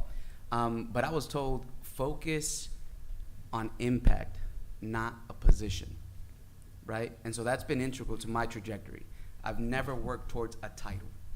And I think the importance of that is that oftentimes when you're trying to work towards a title, you need to think 3-4 moves ahead, and you're not willing to take these risks or ruffle these feathers because your longevity at that institution becomes jeopardized.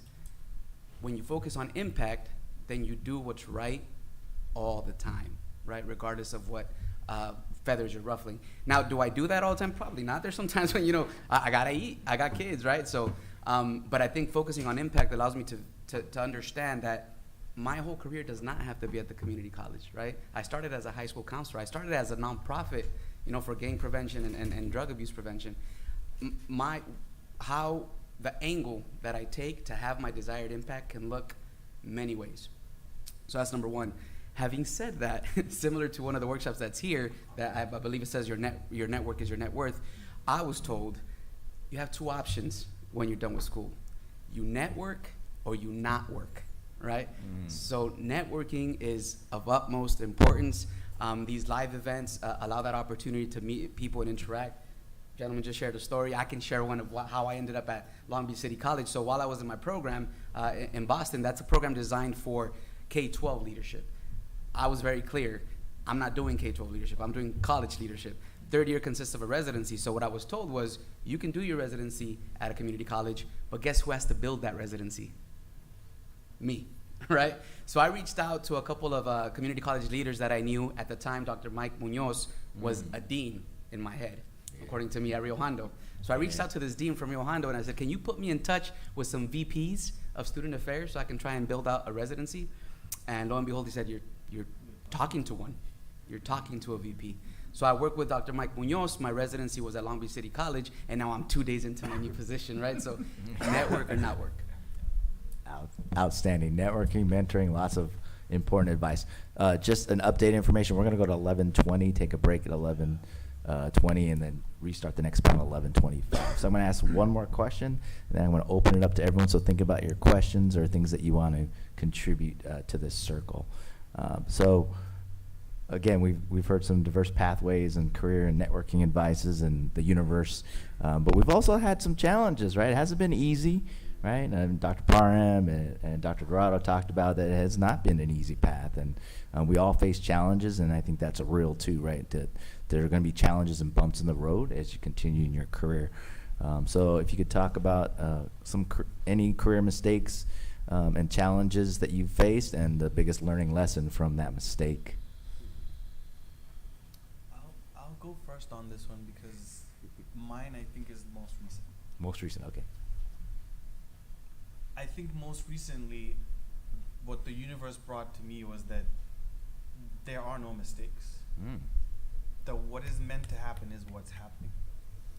So one of the mentors I left off that I put a star by that I did mention, Kanisha Tarrant, hired me to do a job. I know, we all know people. As he mentioned, Mike, I'm like, nice. I was like, so we don't know each other well, but we have people in common. But Small what I was world. going to say was, yeah, Greg, Small world. It is a small world. So I started a job at Los Angeles State Tech College because Kanisha Tarrant hired me and gave me the opportunity to do a Dean of Student Services job. And like I said, 18 months in, she went out on maternity leave. Okay, great, take on more. Then 18 months later, do you want to do academic affairs? I said, absolutely. Why not learn both sides of the house? 18 months later, she leaves the campus. Do you want to be acting vice president? Yes, I did that too. And then 18 months later, things weren't working out. There's change in leadership. I have an opportunity to go back as dean. And to most people around me, I was like, that's a demotion. Why would you want to do that? It's the best thing that ever happened to me. The best. I just spent another 18 months at Los Angeles City College, and I can tell you, I don't think I've been that efficient and that productive ever in my life. The team I was able to work with, the programs I was able to help elevate, the folks I was able to mentor, I look back and I think, had I sat there and thought about the title, vice president, it's not about that. It's really the impact that you can have with the people you're working with. So mistakes, not that I haven't made mistakes. I can tell you I make mistakes practically every day.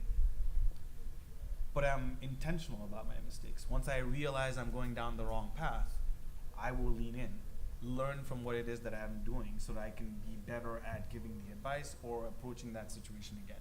So now that I'm 3 weeks into this job, I'm super confident. Like, I can't go wrong if I'm thinking about making mistakes. No, I walk in, I talk to the guy I talked to the guy the first day, and it turns out he's the painter that's going to be opening my transfer center tomorrow. Oh, great. Nice. I'm glad I know him. I just happened to say hi.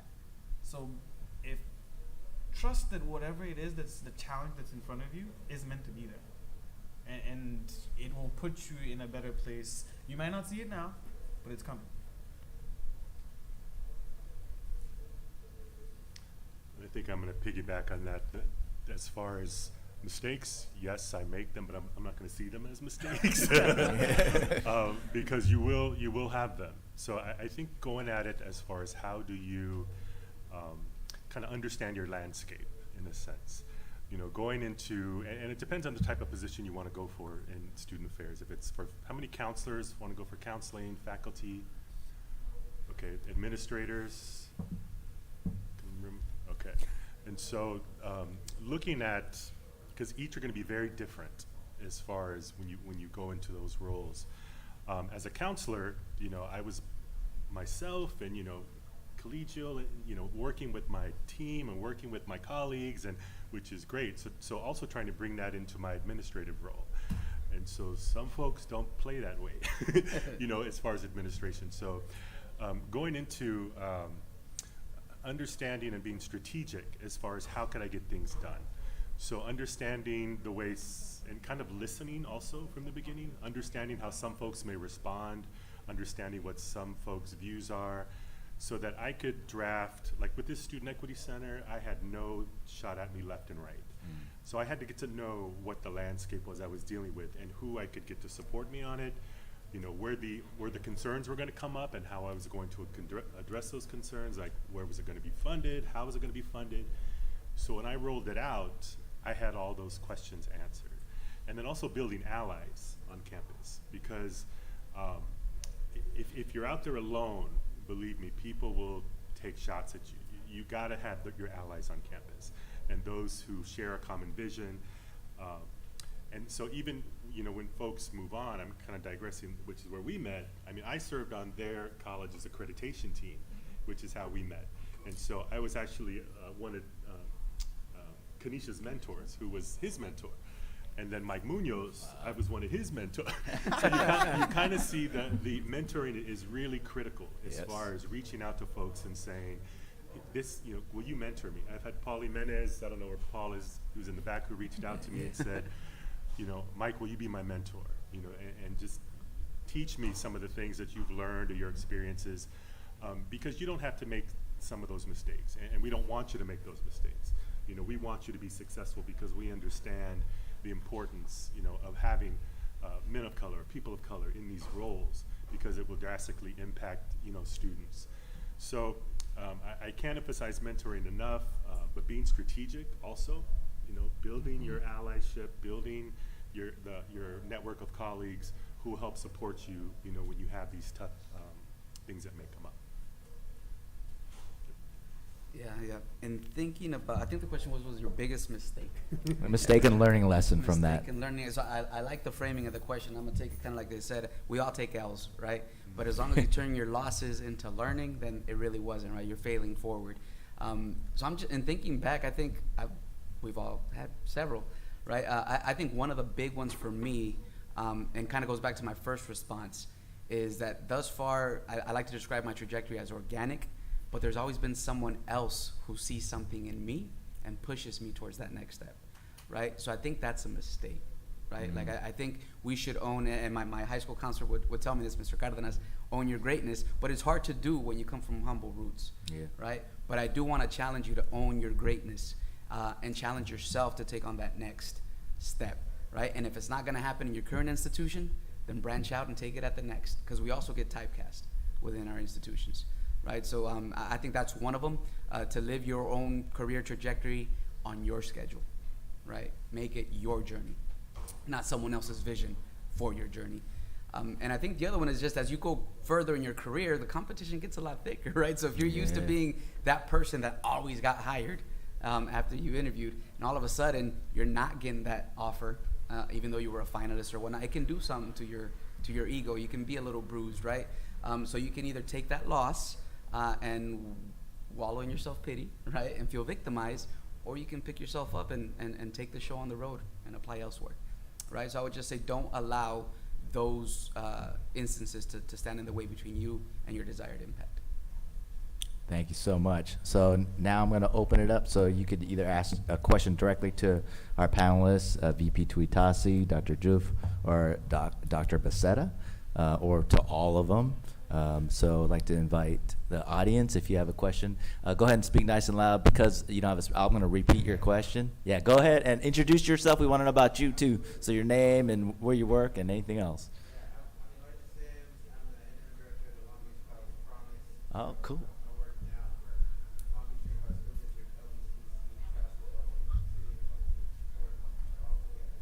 Yeah, buddy. Yeah.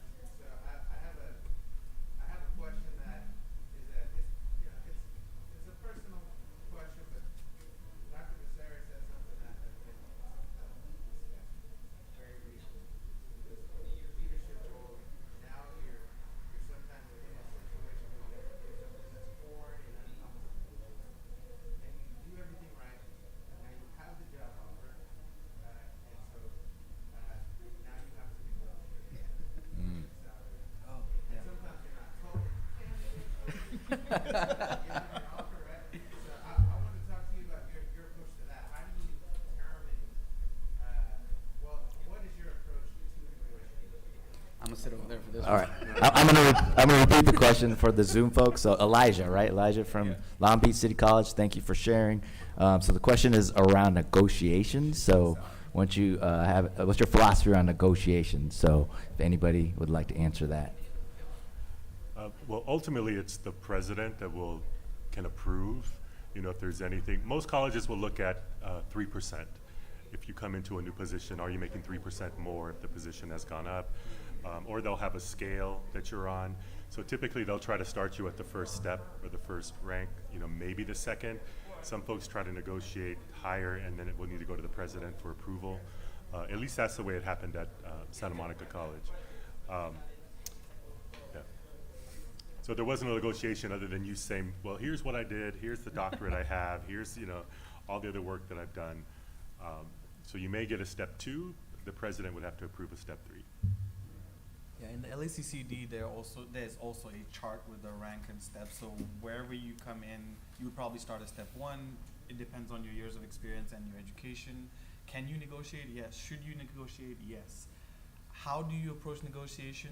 Understanding the landscape in terms of what the salary range is for what it is you want to do. So in talking to your mentors, I'm not going to make 200K right out the gate. Great, that might be the goal. Where did you start? And when you started, did you already have this educational experience? So I know walking in that this is, because you should value who you are and what you bring to the table.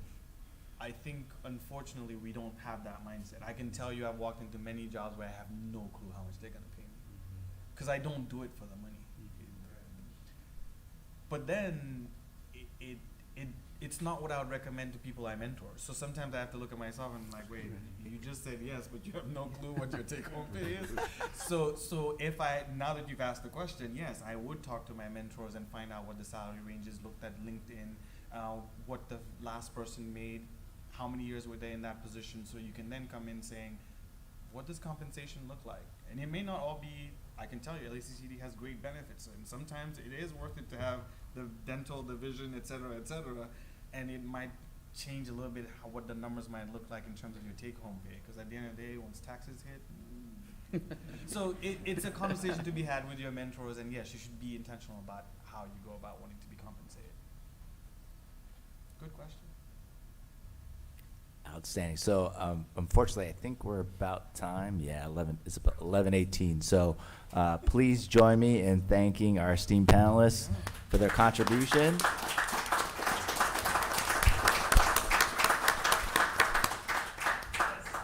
you so much. There's also going to be a networking piece. I know that we were a little bit short, but during lunch, you're more than welcome to hang out. I invite you guys to also stay around and have a great conversation. We're going to break for about 5 minutes, and then we're going to go right into the next section. So thank you so much for joining, and another great hand for the panelists and for amazing. Thank you.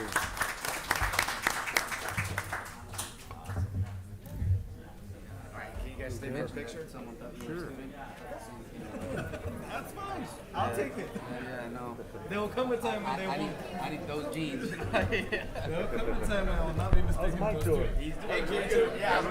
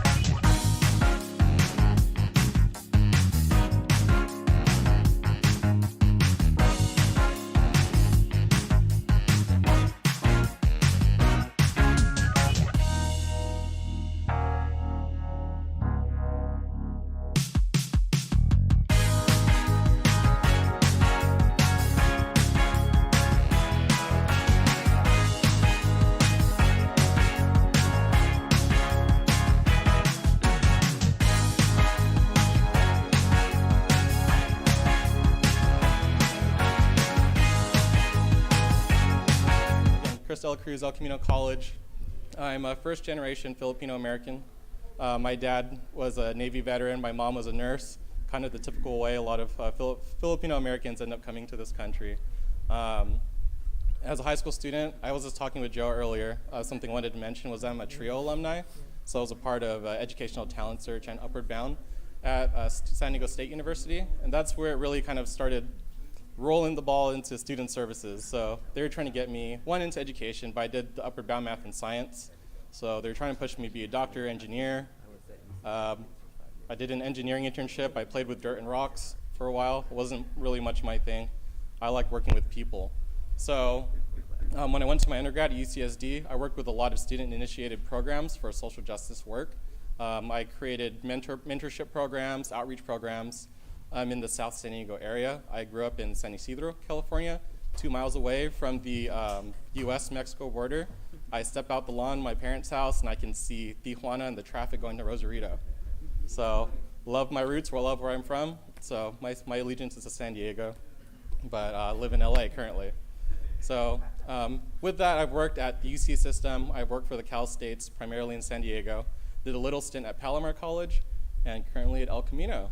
So with that, I'm going to pass it on to Reggie. Then if you can go to Dr. Curry, Michael Paul, and then Dr. Breeland. Thank you. My name is Reggie Ellis. I'm currently the athletic director at Santa Monica College. My experience is I coach college basketball at the community college level and the 4-year level for over 20 years. And I got tired of coaching. I decided I wanted to stay involved with athletics because I could help more people. And so I went into athletic administration, and I've coached in several community colleges and an athletic administrator at El Camino College and Barstow College and currently Santa Monica College. My name is Keith Curry, President and CEO of Compton College. I've been in the California Community College system for 17 years, all at Compton College.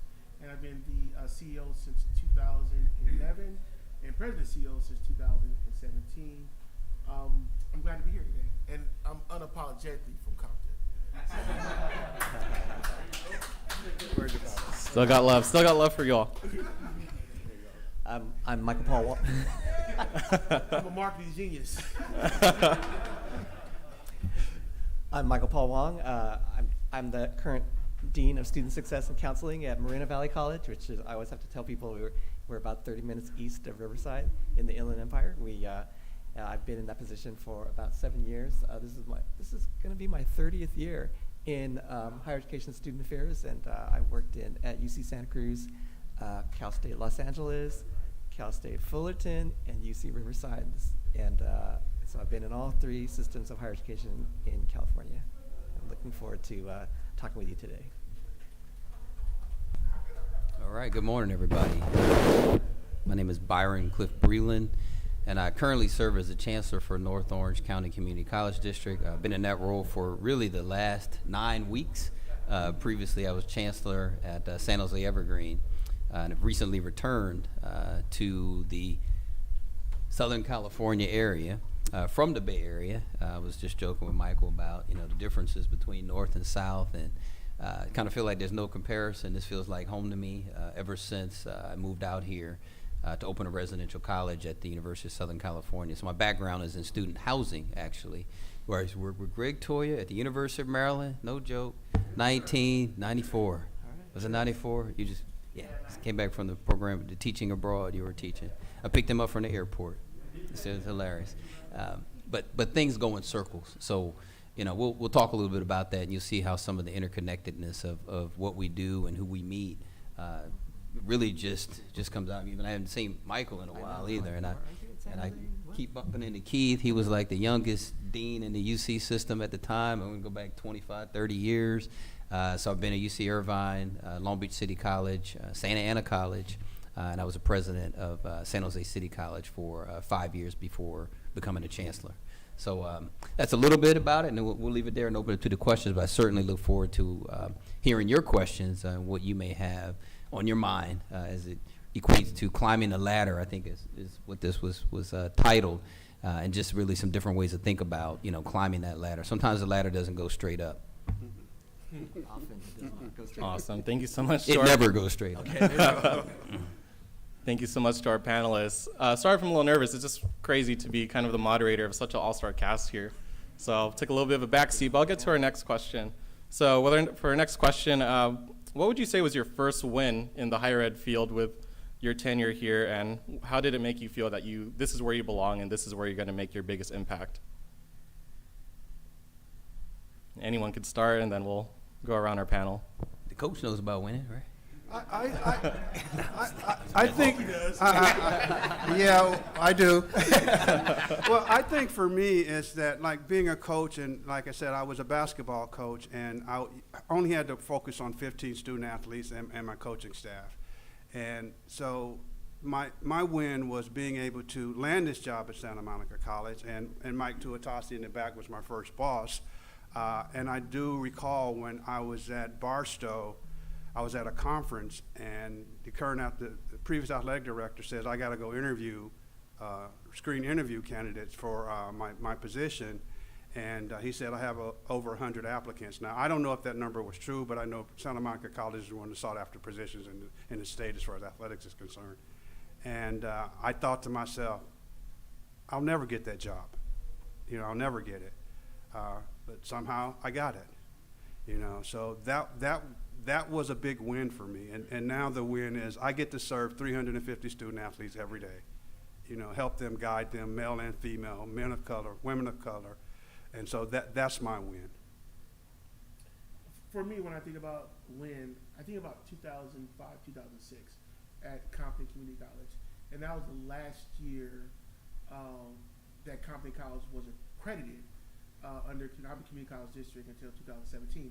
And the reason why I bring that up is because that year was chaotic. And I felt we still were able to provide quality services to our students. And everything that we did for our students that year felt special. And I remember seeing at graduation, like, could this be the last graduation of Compton College in 2006, June? And we had Winston Dobie, I don't know if anybody ever heard of him before, but he was the former vice chancellor vice president for the University of California over student services. But he was real big at UCLA. He was the vice chancellor of student services. He was our keynote speaker. And just think about that year and what I learned that year. I learned a lot about student services within California Community Colleges that first year because we were at the bottom, right? So everything we were trying to do is to support the students. So I had to learn policy, procedures, and processes. And that year, I wrote the student handbook for Compton College. And that whole issue as a win, they didn't have a student handbook for a number of years. And a report came out saying you need a student handbook. And that was the first thing I did. So I looked at that first year as the win, and the student handbook always reminds me of that win. I want to go back to actually before I worked in the community colleges, when I was the director of the Academic Resource Center at UC Riverside. And we had this concept that students do things that they have to do, and they just don't do the things that they should do. And so we looked at that and took that concept and put that into academic support. So we went and we actually took every class in the entire university and looked at the pass rate. And some of these pass rates were below 50%. We had one that had a pass rate of 1%. And we looked at these classes and we cross-referenced. This is like the use of data. So sorry, I'm getting really nerdy. This is the use of data to generate success. And this has driven me, all these years. But we took every class and looked at the pass rates, and then we cross-referenced that by how many students take that class, right? And then what's the importance of that class? At what point is that class a guide point where it's like a toll booth. You can't get past that class, then you can't take the rest of your classes for the rest of your career. And we found that the class that fit the bill the most was general chemistry, chemistry 1A. And so we made that class into a required supplemental instruction class. In order to take the class, you had to also have a supplemental instruction. You did not wait until you were failing the class and then run over to the tutorial center and get some help. Everybody had to be in it from the beginning to the end, and we did it in a supplemental instruction way, so it was peer mentoring. Every student was helping every student, and it was facilitated by the peer mentors, and then the faculty were connected to the peer mentors. And so the peer mentors are in the faculty room while they're building the test, saying, the students don't even understand that. Your lecture was really not that good that day, and things like that. And what we were able to do was we moved that class. We moved that class from the high DF list off of that list with that action. And so we were thrilled to be able to have a tangible effect on student success. And I build on that, to this day, looking at how do we use data and get super nerdy and build student success from that. All right, so quickly, what I would describe as a win, for me personally, I think it was when my professional values aligned with my personal values. And this goes back to actually when I discovered that there was a career in the California community college system, in any community college. Throughout my educational training, I only saw, it was publish or perish, go into, and I was on you all heard from Dr. Parham today, so he was my clinical trainer, and the only reason I went to UC Irvine was to work with him. If you think all that lecturing he does, he did that every time I went to talk to him. I got a lecture every time. Notes, I have pages of notes that I've even saved to this day. He's a walking encyclopedia on history and culture. But anyway, I ended up meeting some folks at Santa Ana College, working with the Enlace program to strengthen the transfer pipeline from Santa Ana to UC Irvine, and that's when I discovered the community colleges, going back to 2001.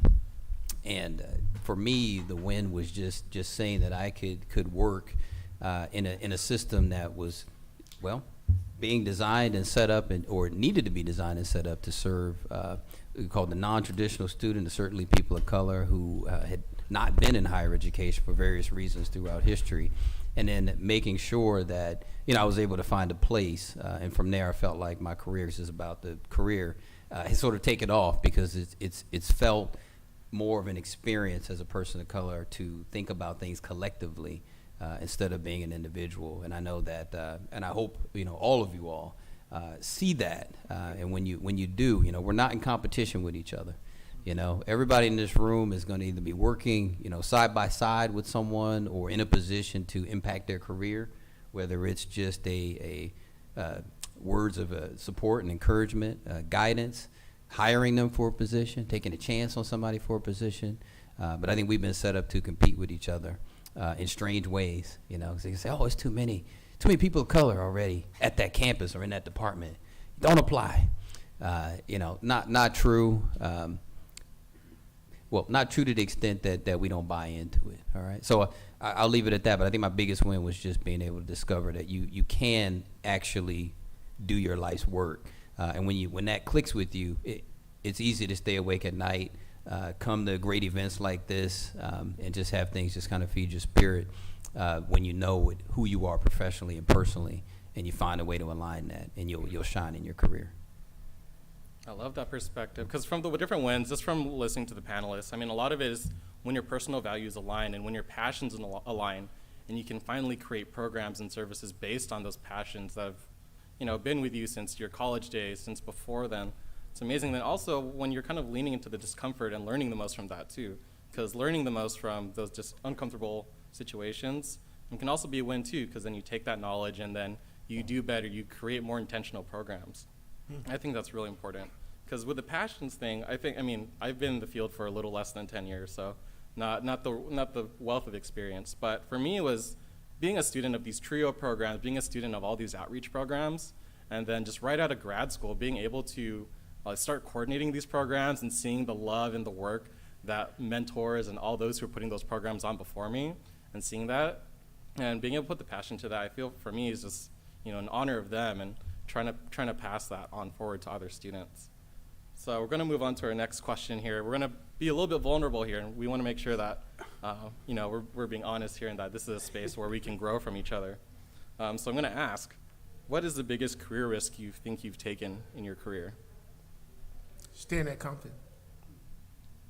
And I want to preface this for a little bit, and the reason why I say that, I've had friends over the last 5 years say, why would you stay? And why have you stayed? Because your career is moving and you got colleges calling you. And is it the best thing for your career to stay in the community that you were raised in? Because the community that you're raised in, they will turn on you.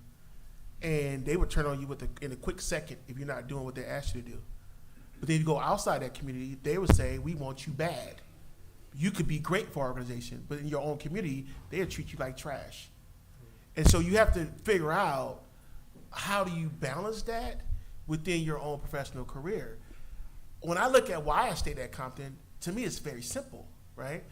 We're serving black and brown students who K-12 system might not have been able to provide them with the quality of services that they deserve. So I'm always trying to figure out what else can we do for the students, for these students, and also for this community.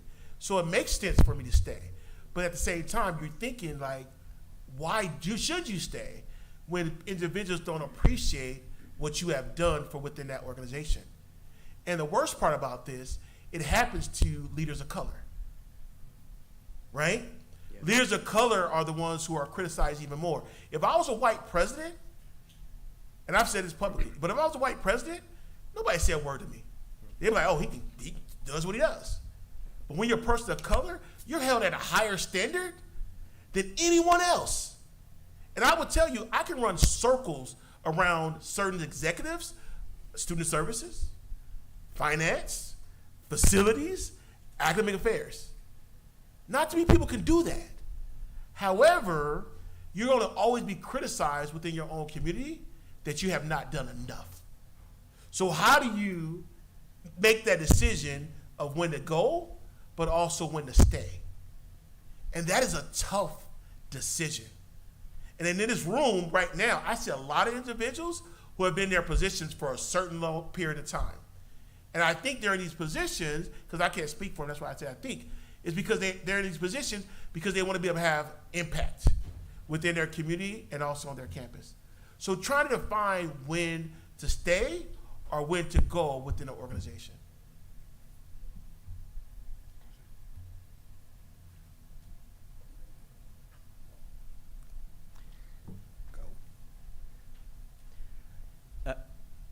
I hate to disagree with my esteemed colleague, not you, but there are also times when you have to say no, and I want to build on what you're saying, Dr. Curry, because when you're a person of color, sometimes you get opportunities that are sent your way, and you're not quite sure where they're coming from, and you really do need to think about where is your impact and where is your passion and who are the students that you want to focus your attention on.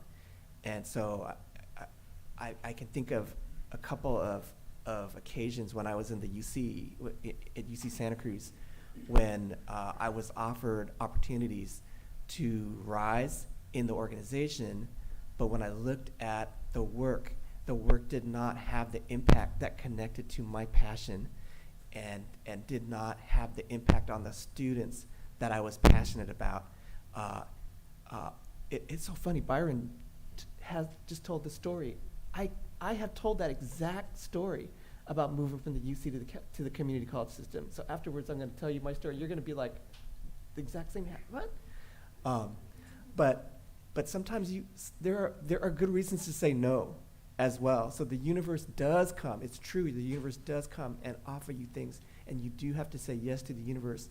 But there are times to say no to the no, and it may not be to the universe. And you have to be wise, and you have to have mentors, and you have to be honest with yourself about what you want to do, because you have mentors. You will have mentors that will say, no. I see you as a president. I see you as a vice president. I see you as a dean. And they're thinking about the title, and you're thinking about the passion and the impact, and the title and the passion and the impact have to go together. Otherwise, the title without meaning is nothing. You will not love that job, and when you work this hard, you've got to love it.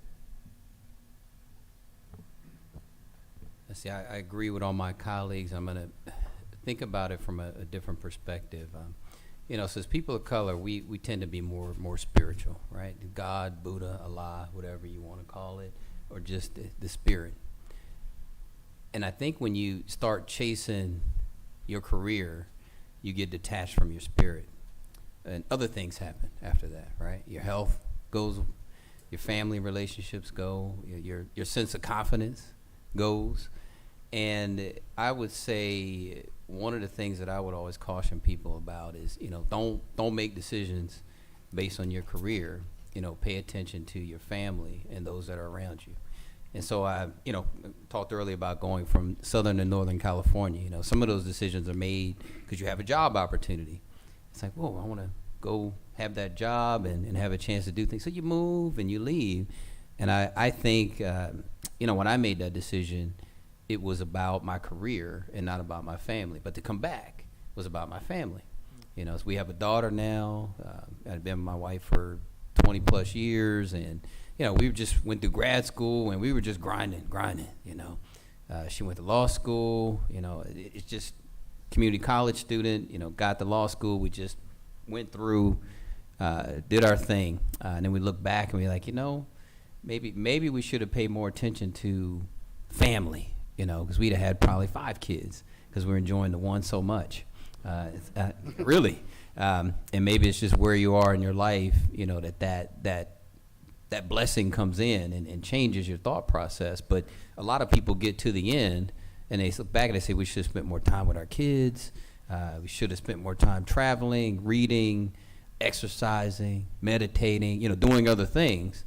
So there's got to be a way to balance. I know people say it all the time, but if you're in a place where you can start balancing your own mental, spiritual health with your job and your physical health, you will come out better in your job long run. It's a marathon. It's not just to run out the gate and get a job, keep it for 2 years, 3 years, and then what's next? Then what's next? And then you end up somewhere and you say, well, wow, I did it. As soon as you leave your job, they have somebody in there instantly. I think we've all had that experience, whether it's an interim and acting, they'll go through the process, the school goes on, and your name doesn't get put on a wall anywhere, and nobody remembers, nobody cares, really. And you move on. So you've got to really focus on who you are. Don't make the mistake of thinking that you are your career. You're not. You're so much more. And I think when you grasp that, your career actually advances in a way that's healthy for you and healthy for you to be in a good spot to put some programs in place that will be much more likely to be sustainable along your journey in your career. For me, there's been a lot of things that I've done that were challenges, but the biggest one, you guys know that you get an opportunity to work with student athletes. If you work with student athletes, there's a perception of student athletes, and most of those young men and women, most of the young men of color are only there to play sports.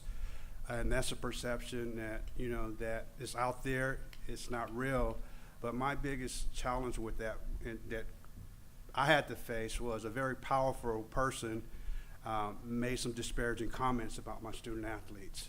And this was a person that you probably didn't want to challenge because they yielded a lot of power.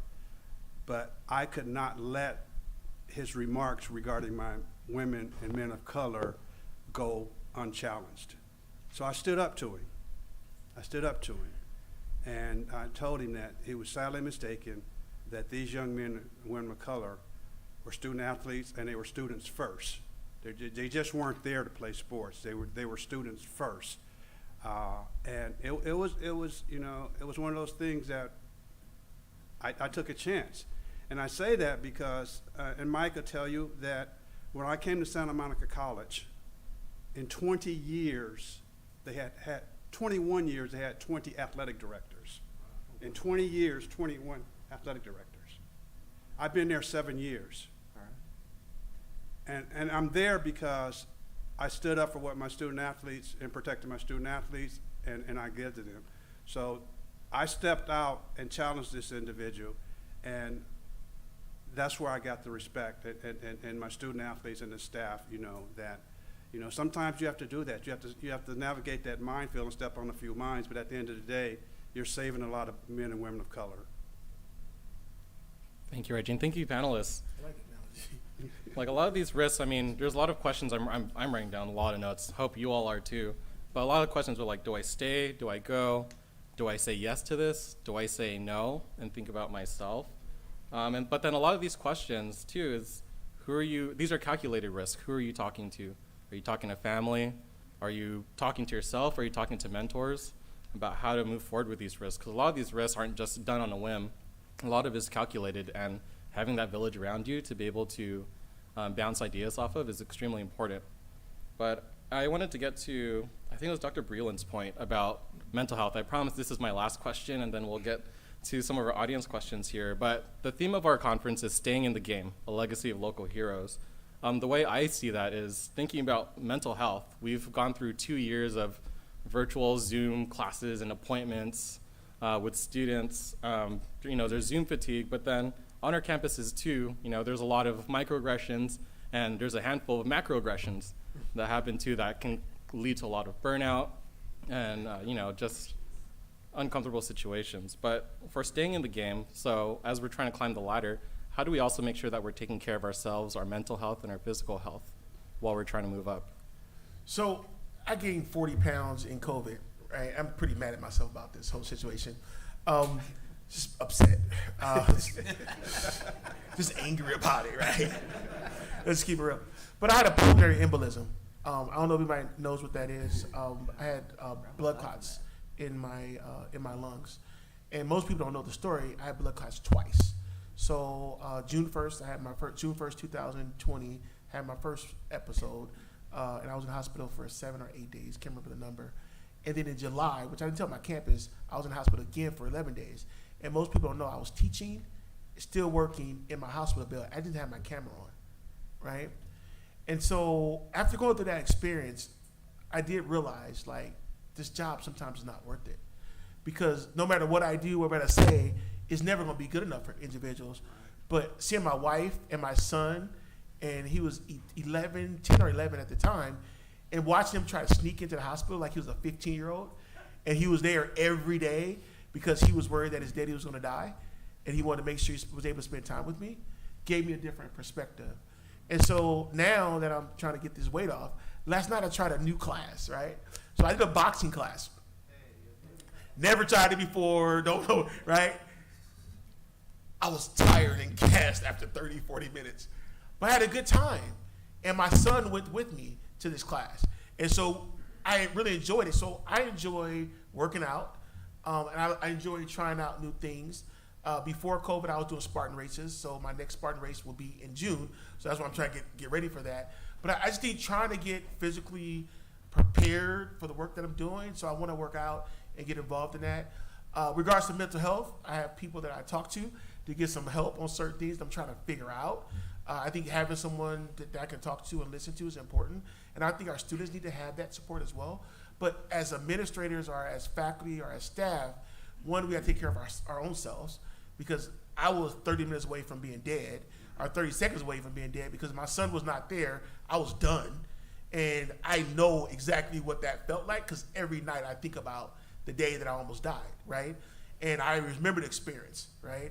And so now I'm just trying to get back to where I was prior to the pulmonary embolism, but also remembering what I've been through to make sure it does not happen again. I want to jump in. What I want to share with you is that, especially my men of color, you got to be vulnerable. You got to be vulnerable. It's okay for you to be vulnerable, to let people know that you're having a tough time, to let people know that you need help.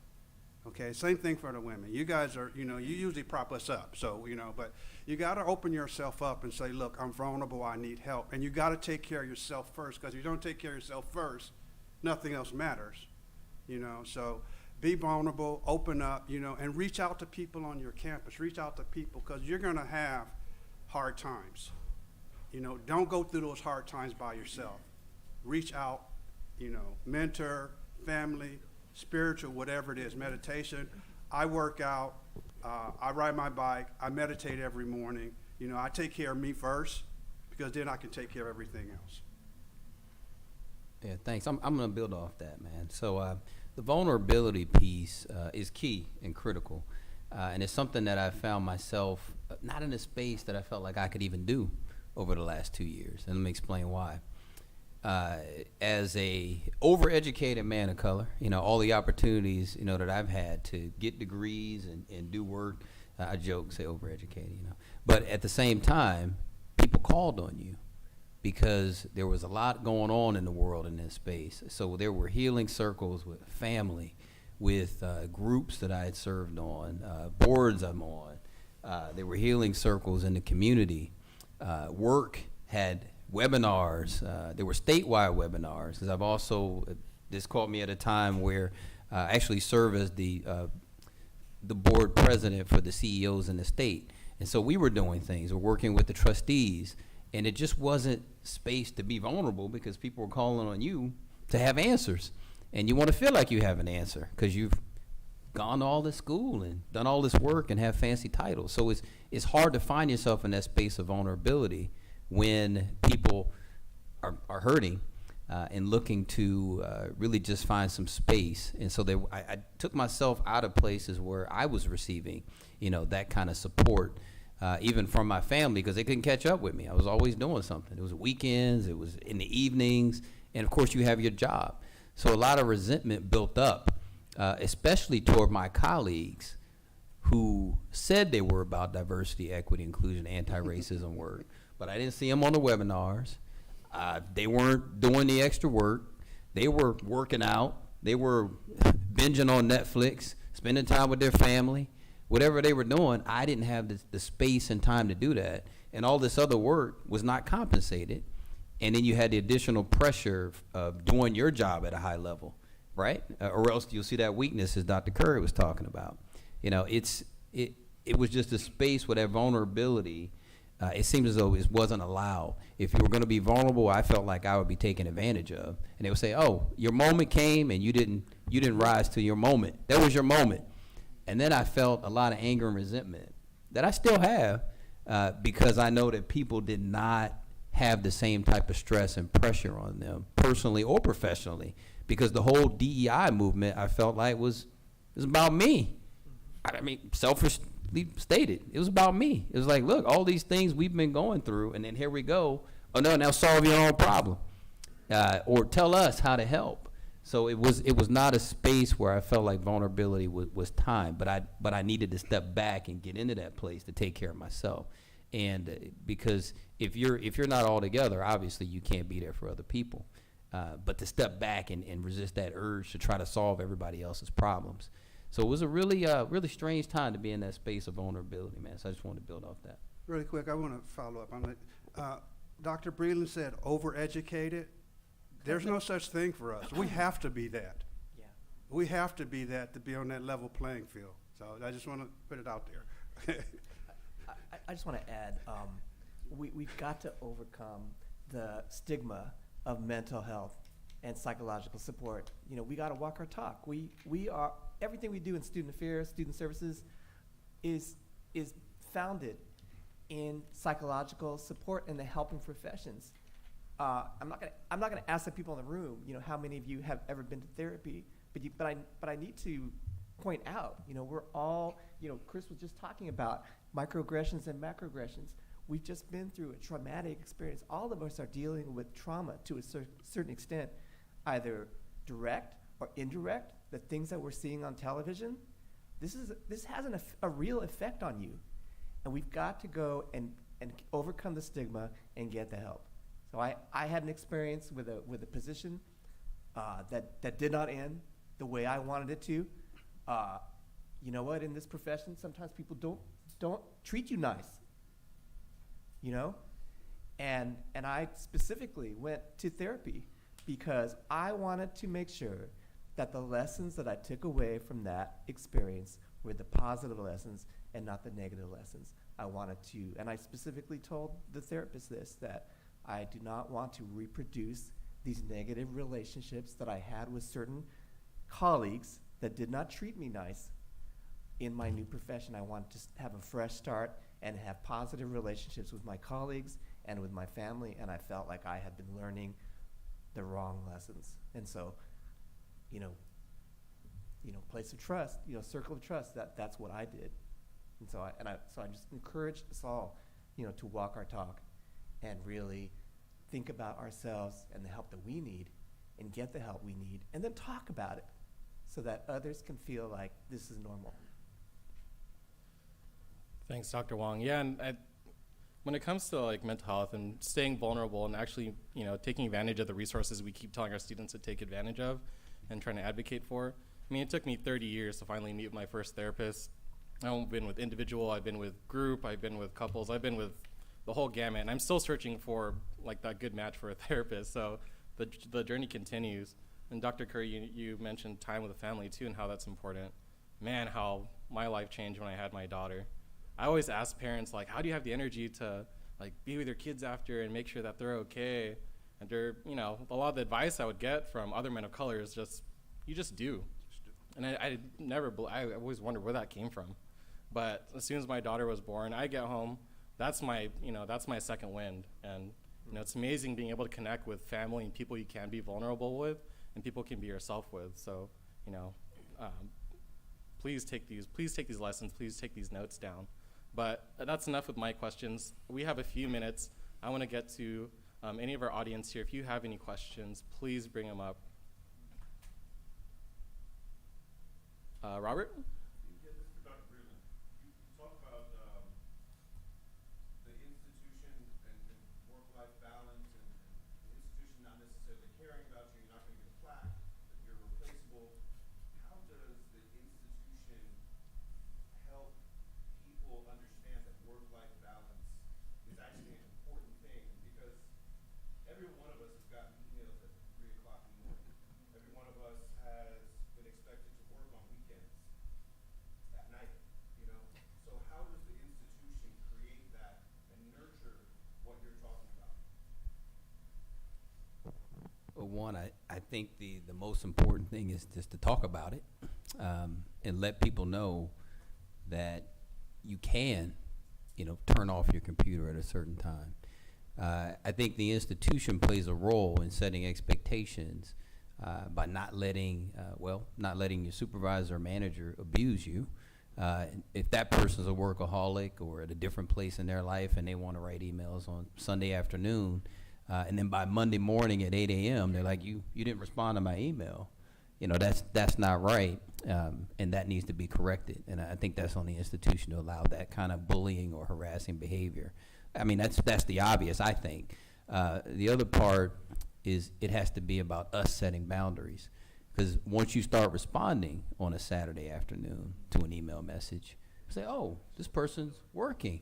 Then you'll start getting more messages. And I've noticed that at different points in my career. So, while it's the institution having expectations and, setting an example for work-life balance, you actually get more out of people by letting them recharge and not making them feel like they need to continually be plugged in, especially now with all the different ways that we can have 5 meetings in a row on Zoom and be at different parts of the state and the country and the world just in a matter of minutes, just enough time to go make a peanut. I remember I was making a peanut butter and jelly sandwich between Zooms on the weekend because I didn't have time to even warm up anything. I was like, I got to get on this Zoom and then I got to be there, and so there was no one watching you to make sure that you had that space. So part of some expectations that we said are like, look, stop booking back-to-back meetings as an institution. Understand that people have to have space to relax, recover, and get ready for the next week. Stop having weekend activities. Don't do anything after 6 o'clock if you can help it. Stop having these meetings I had a meeting one time at 6:30 in the morning because that was when everybody can make it. I'm like, what? I mean, we've been doing 7 a.m., but somebody pushed to 6:30. I said, you kidding me? But people showed up, because nobody wanted to be the one that didn't make it.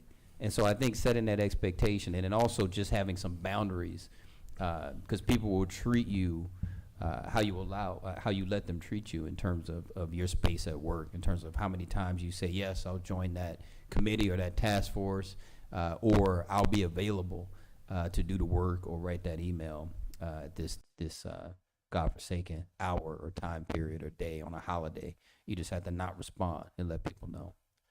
I just want to add to that a little bit. Like, I send a lot of emails, right? I write a lot, right? And I believe in communication. And my staff, the staff at Compton College will say, yeah, he writes a lot. But I don't expect people to respond to everything that I write, right? And a couple weeks ago, just to give you an example, I write this newsletter on Mondays and Thursdays. And I want to do this new thing with a luncheon with the employees to give people an opportunity to interact and do this, that, and the other. And in my email, I said to the first 5 who respond, you go to lunch, right? And so people responding the whole weekend, right? And I was like, I won't do that again that way. I got to do it on Monday, right? Because people were responding. And so instead of the first 5, I think it's like 35 people who signed up. So we're doing it next week, right? So, but I learned from that experience that people are reading my emails over the weekend. That's a problem. And so I don't want to have a response thing on a Thursday. No more. It'll be on a Monday versus a Thursday because people are looking for my email and they were spending their time on the weekend reading my email. I'm like, you can wait till Monday morning to read that.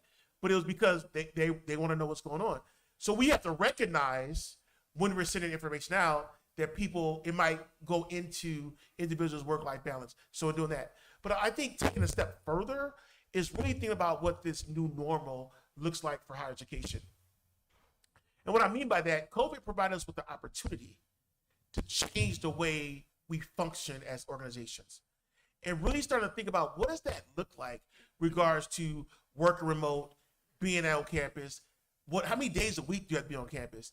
Do we have to go back to the 5 days per week that you have to be on campus? Could people be able to have 1 day or 2 days working from home and 3 days on campus? But trying to find what that new normal is for our organization, I think it's going to help us as it relates to the work-life balance. What I see happening for us in higher ed is I see people leaving our system because of the work-life balance. And most colleges are not trying to adjust, right? They want to go back to how it was. Watch this. How it was and how our systems worked back in the day before COVID was not good for Black and brown students. But you want to go back to the same way post-COVID, right? So this gives us the opportunity to think about that. But it also, not just our students, but for our employees. Think about it, especially when we look at our classified staff. Look at your classified staff on your campuses. Majority of your classified staff are basically people of color. Think about your maintenance employees who are there every single day. They're called essential workers, right? No one shows them extra love for being that essential worker. They're being criticized because, the bathroom's not clean today. There's not hot water, there's an issue.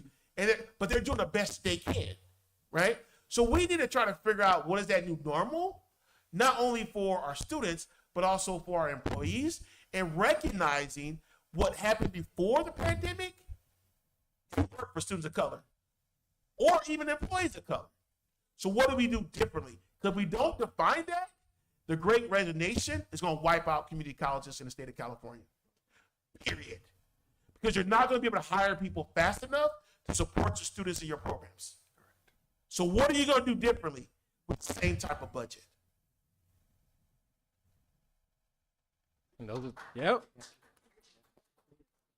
Those are the conversations we're going to have to start having, right? What is this new normal? How are we supporting our employees of color? How are we supporting our students of color in this new normal? I think we have about half a minute left, but I know we had one more question I wanted to get to you before we ended session today. Yeah, you mind introducing yourself and asking your question? Yeah, my name's Aaron Ward. I'm a Calwork specialist for empowerment programs at College of Canyon. I just had a question about like mentorship, because that's like a common theme. Just like I've met some people here and there, and I've had some great mentors, but like I also want to reach out to someone that I don't know personally. How should I go about doing that? Call us. Yeah. Okay. Just walk up to us and ask for our number. Okay. Yeah. Our emails. So I have a process for everything, but I would say, I do, right?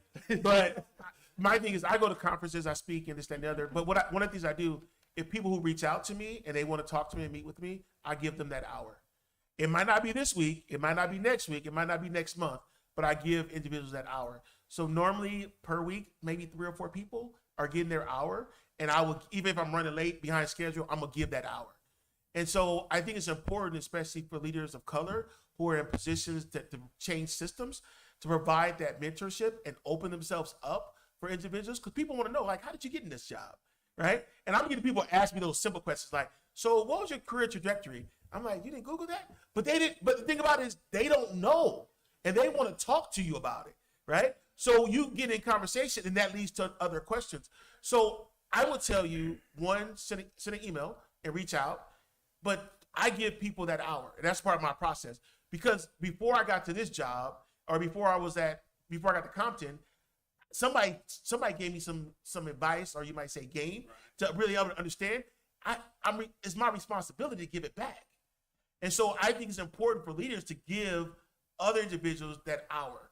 Last piece on this. Mentorship is about, I call it board of directors, right? So I think as educators, we need to start identifying individuals as a part of our board of directors. You can't just have one mentor. You need multiple people that you can call to for advice and also for assistance. So I suggest that you start writing down who are your board of directors and cultivate those relationships. But it's not just you asking for stuff. It's about you building that relationship as a friend, as a colleague, and then you start to build more of your board of directors. Like my board of directors, I don't know how many is on there anymore, right? But I'm able to call people for particular issues because we have that connection. So think about not just one person, think about a board of directors. We have multiple people who can provide you with that advice that you might need. I would say I agree with all that, but I guess my style is you can get the hour, but it doesn't have to be an hour up front. Like, when you meet people, you don't have to have a whole conversation with someone to mentor. Remember, a lot of times your mentors are busy, and we certainly appreciate, the outreach and want to help. But I'll give people 5 minutes, 10 minutes, doesn't matter. At any point in time, just know what it is you want, and we are happy to give it. It doesn't have to be a, try to figure it out type of thing. So it's best for me if people know what they want and just ask. If you want to be introduced to somebody, do you know somebody in a certain space, then we connect you to our network. And then if there's time where more intensive preparation is needed for a job or to finish a doctoral dissertation, whatever it is, then we can give it at that point in time. So maybe just don't look at it as traditional, that's my mentor, we meet for lunch every Monday, once a month on a Monday. It's ongoing, it's as needed. It's when you run into different obstacles and hurdles. The biggest thing that I would say about mentoring is don't wait until you get in trouble and it's too far gone. And there's nothing we can do, except for try to coach you out of the exit strategy or whatever it is you're in. And that's a process too. But just reach out early on. Don't be shy about it. And I'll say this last piece is that if you call somebody and they don't respond, it doesn't mean that they don't like you or they don't want to help. You just called them at a bad moment. Call again, email again, and move on to somebody else. Don't just wait. Get multiple perspectives and opinions until somebody reaches back out to you. And you'll facilitate those relationships over your years in the profession. And you'll become that mentor as well. And that's the other part of mentoring is make sure you fill that space for somebody who's behind you. And we're all creating that chain of support. Thank you all for your wonderful advice, and thank you for the question. I think just to end it off, the first step is being here at this conference, right? You have the opportunity to network with a whole network of people all the way in administration, academic affairs, student services, entry-level classified staff. You have a chance to connect with everyone here and students. So you took the first step, but then now take the step to connect with these people, get their phone numbers, get their emails, meet with them, have some informational interviews with them, and really connect.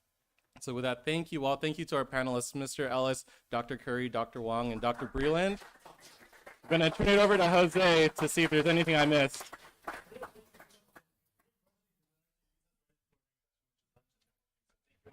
He's going to get a picture with this. All right. Okay. Yeah. Get my good side, Ricky. Yeah. Get my good side. Yeah, also on the end. Give it a second. 1 second. Yeah. 1 second. I gotta take a picture of Dr. Yeah. Mikey.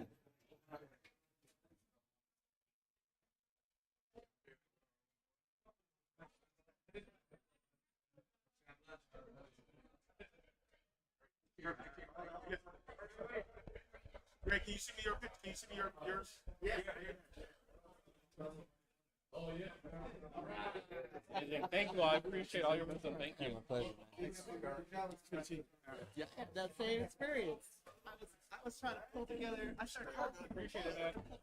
Get that food, man. I would have worked out. I'm like,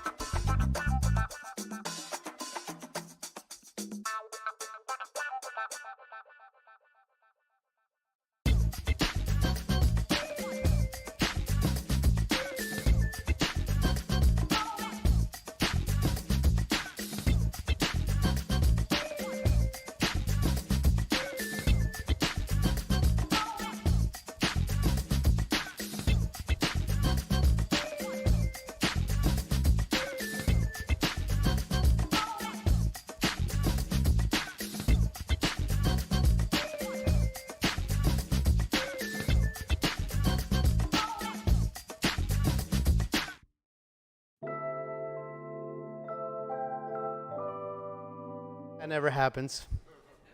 All right, so excellent program today. We're going to close it off with a gentleman, a mentor, an individual that needs no introduction. I know that most of you guys already know him because he's just very passionate, very energetic. We don't want to overload you with sugar, so please let us know. We got water out there so you could dilute it a little bit. So let me introduce you to our keynote speaker. Dr. Rodriguez, he's been in education for over 30 years. So he's been educating the hearts and the minds of a lot of us for over 30 years. We talk about walking on the shoulders of giants. Well, here's another giant that we walk on his shoulders. Dr. Parham was one of them in the morning. Trailblazer when, it wasn't cool to be a trailblazer. So Dr. Rodriguez has been in the game for 30 years. He's a Giants fan, but we're going to...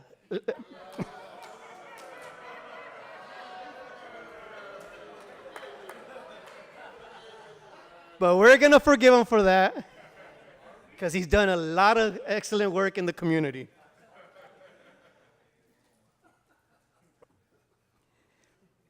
So Dr. Rodriguez graduated from UC Davis, where he got his degree in Chicano Studies and what else? Community Development. And he's been doing that for LACCD since 2014. He got hired at LACCD, and you could see the transformation from when he got hired to now. And he'll tell you, we still got more work to do. He'll tell you how many faculty he probably hired. I mean, not enough fingers to tell you how much the transformation that's happened at LACCD. He's a first-generation English language learner. He credits his parents, like a lot of us do, in regards to his work ethic. He is married, of course, and he's also married to another giant, and you guys might also know her, Miss Irma. Yes, let's hear it for her.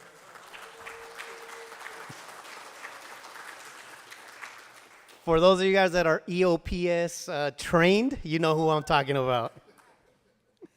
He has two awesome kids. His son, Andres, who's a faculty member at San Jose that teaches in ethnic studies, and his daughter that teaches in a really tough environment. She teaches third graders. She is over there molding minds, getting them ready. So let's hear it for Dr. Francisco Rodriguez.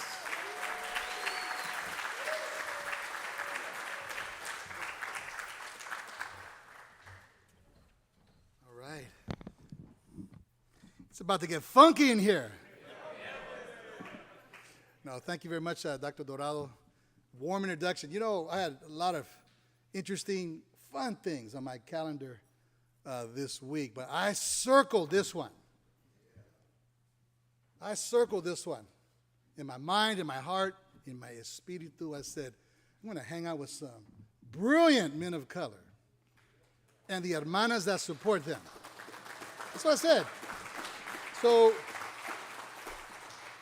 if there's an opportunity for me, I clear the way. Dr. Dorado put this on my calendar a long time ago, and I said, I will be there. I will be there. It's first and foremost as a formal demonstration of respect to each one of you, to the men and women who are here, to those counselors, advisors, faculty members, administrators, support team, all those who have laid hands, hearts, and minds on these men. I thank you. I'm your peer. I come in a spirit of service, a spirit of solidarity, and also, I think, with a heart full of incredible optimism for our future that lies ahead here in the Los Angeles region. And I understand there's some people from the IE here as well and other parts of Southern California. We welcome each and every one of you that's here.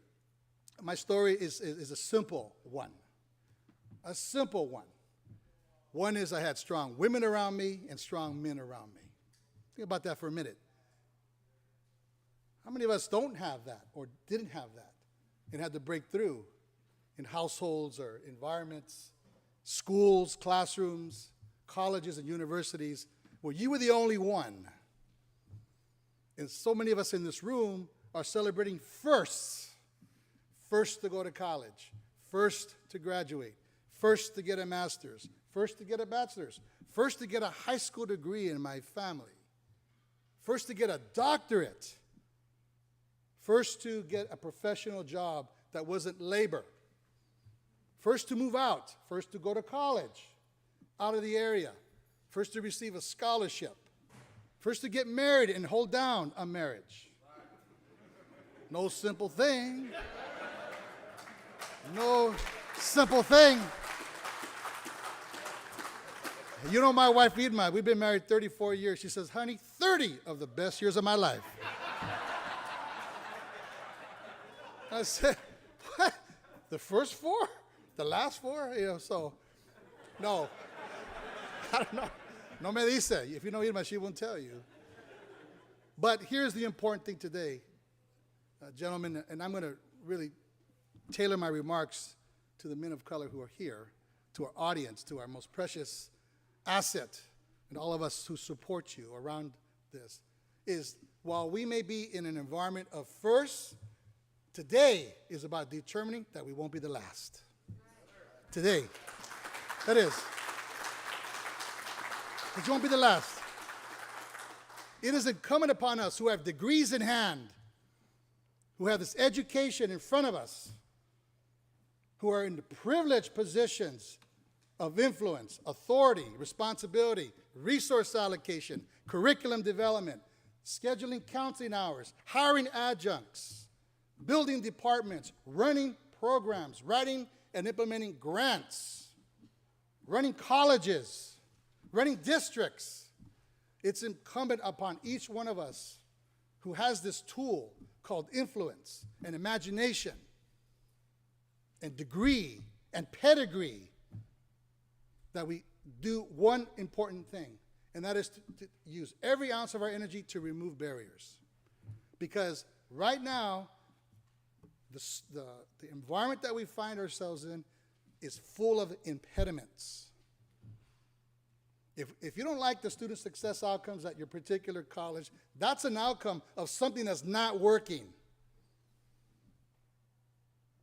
If you don't like the success rates, graduation rates, persistence rates, degree rates, completion rates of certificates and whatnot, that is a symptom of something that's not working. So in addition to determining, and this is for us administrators for a moment here, what it is that we will do to improve that, systems, hiring, resources, the more important question I would challenge us is to think about what we stop doing. Because we like to add more and more and more and leave the junk that doesn't work hanging, alive, breathing somewhere that's taking time, talent, resources, space, energy from our environments where we could be redirecting them till we know what works. This idea, what should we do? I'm tired of that question. We know what to do. The bigger question is, do we have the political will, the might, the support, the audacity, not just to call ourselves educators, but the audacity to change our institutions and to call out when injustice breathes on our campuses, to call out when racism prevails on our campuses, to call out when sexism wreaks havoc on the climate of our institutions. When all that occurs, it impacts the success of students. Because look at the organizations, colleges, universities, private, public, small, large, that are doing really well. The component that they have is that they have aligned purpose and mission and vision and leadership to resources. And they've aligned this expectation that all ships rise. There is no bifurcation between academic affairs and student affairs. There is no bifurcation between administrative services and student affairs like there is now. So I am of the contention that the majority of challenges that we have are self-inflicted. And we as educators, either we change those or we become passive agents of perpetuating sameness, which has led to poor outcomes for our students. So today is a challenge to those of us in this room who are in responsible positions with degrees in hand, to look around left and right and to say, how can I better serve these men and women at my institution? That's what this is about. For so many years, we were challenged to get inside of the room. We were challenged to be part of the narrative and conversation. We were, frankly, systemically excluded. Now, while there aren't as many of us as we need to be, because in my view, the administration, the faculty should mirror the beautiful, rich diversity of our students. And in very few organizations is that the case. Why is it that most of the black and brown folks are the custodians and maintenance workers, lower level staff? And the higher you go, the less color there is. Well, we need to be very clear that the future is colorized. It is. So each one of the students that we have the privilege of serving, each one of you, for us, it's more than just being a student at our college. You are an investment in the future of California. Yes, you are. An investment.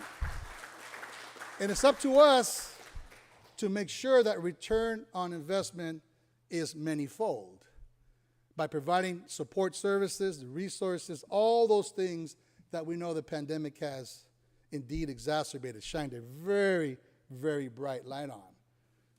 So our responsibility is to serve you, to support you, to challenge you, to make it not difficult, but to make it challenging so that you could extend your brilliance, extend your reach, maximize your influence. And the first place it starts is right here. To disregard, take away, put a cap on those images, the narratives, the negative stuff that is manipulative and can cause you to believe that you're not brilliant. Your brilliant self, students, is waiting to burst, my young brothers. It's waiting to shine. It's waiting to explode. It's waiting to manifest itself in a way that you have never seen before. I had a partner, his name was Freddie Two Brains. Check him out, that's his name, Freddie Two Brains. I said, right? Okay, I was a morro. You know what a morro is? A young man. Freddie Two Brains. He used to tell me, man, Panchito, if you had one of my brains, it'd split your head wide open. So I thought about that. I go, man, that's a pretty deep thought. But I share that because I've never seen a medical journal that I've read that someone's brain exploded because they were thinking too much or utilizing it too much. Not one. The cap you put on your self-awareness and your brilliance sometimes can be self-imposed. I hope that all the workshops today, all the brilliant men and women that you've come in contact with, the amazing networking that you have done, has demonstrated to you that 1 + 1 = 3. That there's something greater than the two parts that's going on here. And you know what that other part is? It's called orgullo. It's called self-esteem. It's called pride. It's called that those who walk with purpose collide with destiny. That's what I'm talking about. You walk with purpose. Walk with purpose. So walking with purpose means handling your affairs, keeping to your word. If it's time to study, get down with it. Time to hang out, get down with it. Time to do work, family, school, etc. This compartmentalization that a lot of very successful people do very successfully, get on with it. Because if you don't give fidelity to each one of those parts of your life, you don't do anything well. You're saying a whole lot and saying nothing when you spin your wheels.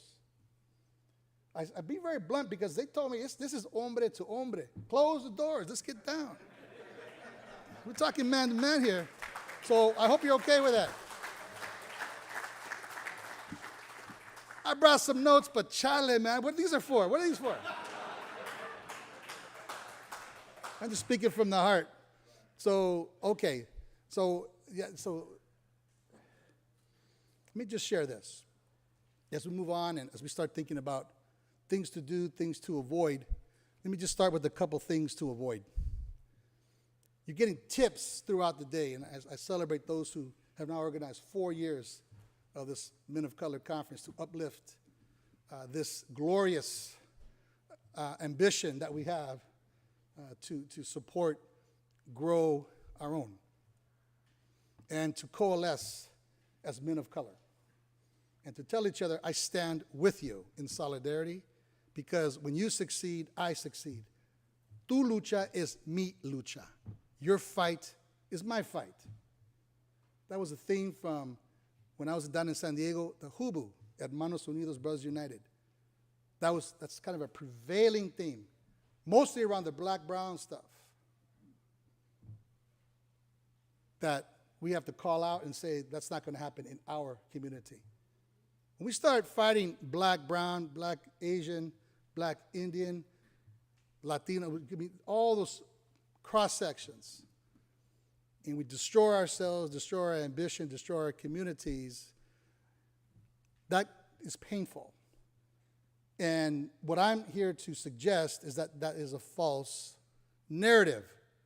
Poor people, brown people, black people, people who are from underserved, minoritized communities, however you prefer to describe them, we share a history of exclusion, a history of racism, a history of sexism, a history of being relegated to indentured servitude called low-paying jobs, a history of being excluded from the most elite universities. And I was so happy to see that the CSU has done away with ACT and SAT for good. For good. Finally. I've been a critic of that for a long time. I remember writing an op-ed in 1992 on the SAT at the University of California, how bunk it was.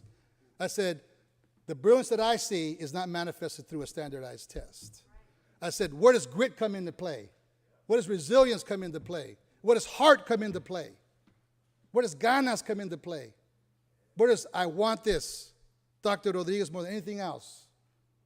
That kind of fortitude that I've seen students have over and over and over. Whether it's the lean in, whether it's the look, the gaze, whether it is just a sense of self-awareness, those things cannot be measured on the standardized tests. That is a high-stakes environment that so many of us do well in. And I tell you what, in my profession, moving all the way through, you don't need a standardized test to demonstrate anything. Give me a person who's willing to work, willing to learn, willing to grow, willing to share, willing to be generous, and I'll take that person. So I share all this because do not believe the brown, black, Asian, Latino, all that kind of nonsense. We share a common history. We share a common history of poverty. In some cases, intergenerational poverty, intergenerational incarceration. Why is it that the state of California has indeed built over the last 20 years, think about this, state priorities, 22 prisons with thousands of seats and one university, UC Merced. And that inmate costs $50,000 to $120,000 a year. At LACCD, we have $5,400 for every full-time student we serve. Think about this, a ratio of 10 to 20 to 1. Isn't that a better investment to the community colleges, to the K-12, so that we don't have to fill our prisons with 80% of people who don't even have a high school diploma, who are filled with brown and black men, and they're all poor, all suffering some kind of mental health. All have believed that they are not worthy. They're not college material. That's why our district is going to get after all that work, all those resources, to work with them before they get out and to welcome them to our colleges when they get out. That's exactly right. We are. And we are unapologetic about that. These are members of our community. And we will look at them as worthy individuals who have the capacity to learn, to grow, to contribute. I was at Southwest College the other day, and Dr. Roberts, who was here, is probably here somewhere. I gave an equation. I said, yeah, maybe we start with incarceration, but we're going to include some education to redo that.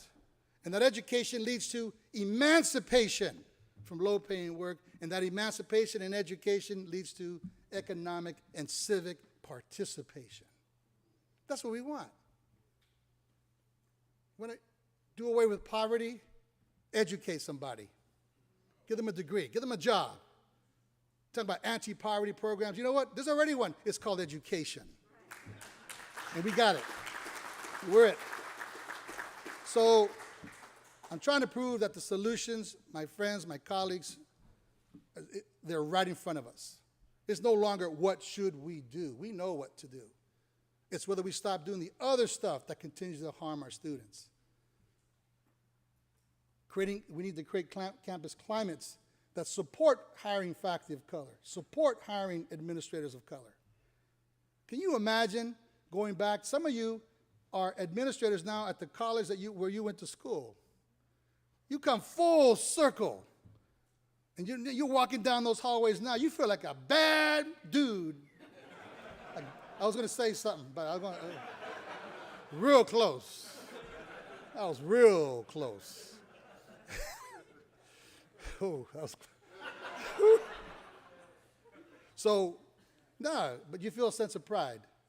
And I tell you what, that's the kind of pride that we need to have. And I know those of us, again, who have the audacity to call ourselves educators, this is what we believe. So the one message is don't believe the hype. Don't let somebody extort our narrative as people of color, as people who struggled. There is no shame in struggle. You know, as I start to think about our own narratives, at some point, someone in our family did not go to school. At some point, that was busted and that narrative changed. Might have been you. Might have been your parents. Might have been your grandparents. Somebody said that education is a tool. Well, for this is my own grandmother. If I could turn to her for a minute. I'll tell you how bad she was. You know, in the community colleges, we got something called eminence. Who's heard of eminence? The faculty members? I mean, you're so bad, you're so good, so amazing that you don't have to have a degree. Well, my mama Lola would have had eminence in agronomy, animal husbandry, floriculture, culinary arts, psychology. She was a sobadora, physical therapy. I mean, think about this. I mean, she would have been multi-degreed, but yet the literature would not describe her that way. We all have people like that that don't need the formal degrees, but they just know what they're doing. Life, urgency, necessity commanded that certain skills be drawn. I share that because it's not as important where you begin, but where you finish. And all of us begin somewhere. I choose to embrace my narrative as a young man. That's the picture right before kindergarten. Though I was born in San Francisco, I went to live with my maternal grandmother for many years before coming back. So my narrative is as an immigrant. And I share all that and looking at the fields, looking at my abuelito. We all have images burned of people in our families. I choose to draw strength from those images. When things get rough or tough, and I think about myself, the struggles that our ancestors went through. Each one of us is the manifestation of someone who came before us. When they were plowing a field, when they were washing dishes, when they were vacuuming a hotel, when they were washing cars, when they were taking care of children, when they were waiters, or working in lower paid jobs. At some point in the quiet recession of their brains, they said, I hope that the future of my children and my grandchildren and their children is better. And here you are. And here you are. So it is incumbent upon us to withdraw that return on investment and to help others. Because the universal law in life is that the more you help others succeed, the more success will find you. That's anti-individualism. That's anti what we've been taught, grown, and socialized, that it's all about me. Individualism. I pull myself up from my bootstraps as if you live in a bubble. You do not. We are all interdependent creatures, dependent on one another for hope, for love, for nourishment, for support, for emotional support, for a ride, for taking care of my children. We're all interdependent beings. So if we start loving each other in that way, I suspect that our futures will accelerate forward. I can still smell the chiles and the maíz from my grandmother's kitchen. I'll tell you what, she would have come to Harvard College, man, she'd be running the culinary program here. Making caldos, chickens outside, puerquitos, I mean, she was bad, man. And people would line up so she could lay hands on them, put herbs for their remedies, They talk about non-Western medicine, all those things that actually work, going to Brazil and all that. Our indigenous souls, our indigenous roots have all the solutions. We have chosen, for whatever reason, to contaminate them and to spray emotional, psychological pesticide on them, to not allow them to grow, to kill them. What I suggest is that we go organic, not use pesticide, and resurface the brilliance that is not just within us, but that has been taught to us, that perhaps is latent, that perhaps is undiscovered. So reach into your family history. You will find an amazing narrative, even the bad parts, and we all have them. Even the parts that aren't so savory. Because you could extract struggle, you could extract meaning, you could extract strength, even from the most horrible of times. Because people endured so that you could be here right now. Endured generations of isolation, of poverty, of racism, of sexism, of low-paid jobs so that we could go to college. So there's a tremendous debt. I'll just make one other. My mother worked in a laundromat. That's her crew up above for 35 years. Stood on her feet. Green Glen Linen Service. I tell you what, she pressed. My jeans were tight. I had to fight through. My Ben Davis. I was walking around saying, anybody need a knife? I'll cut your sandwich in half. I mean, it was like, whew. They stand on their own. I mean, that's how bad those pants were. You know, the Ben Davis in those days, in my day. But no, I love her. She's still alive, 91 years old, Doña Amelia. Yeah, 91. And thank you. Thank you. Thank you for that. And then I'll just mention that, the bottom right, my grandfather in the middle, my father in the far, I guess it would be the far right, and his brothers, my tios. And, I worry that, well, put it this way. They believed in capital punishment, but they believed in capital handling matters if you acted a fool. We can't do that now. Our norms have changed. Our society has changed. But when you acted a fool, which I did, because, I'm a graduate of the Knucklehead Society. I don't know if any of you know about that. I'm not too ashamed to say that I was. But the issue is, what did you learn? And will you repeat the same mistake? Because if you do repeat the same mistake, you are a knucklehead. So I share that from the standpoint that it's important to have men hang out and mentor other men. Now, the sisters too, of course we embrace that. Of course, the majority of the education profession are women. They're not necessarily women of color, and that has to change.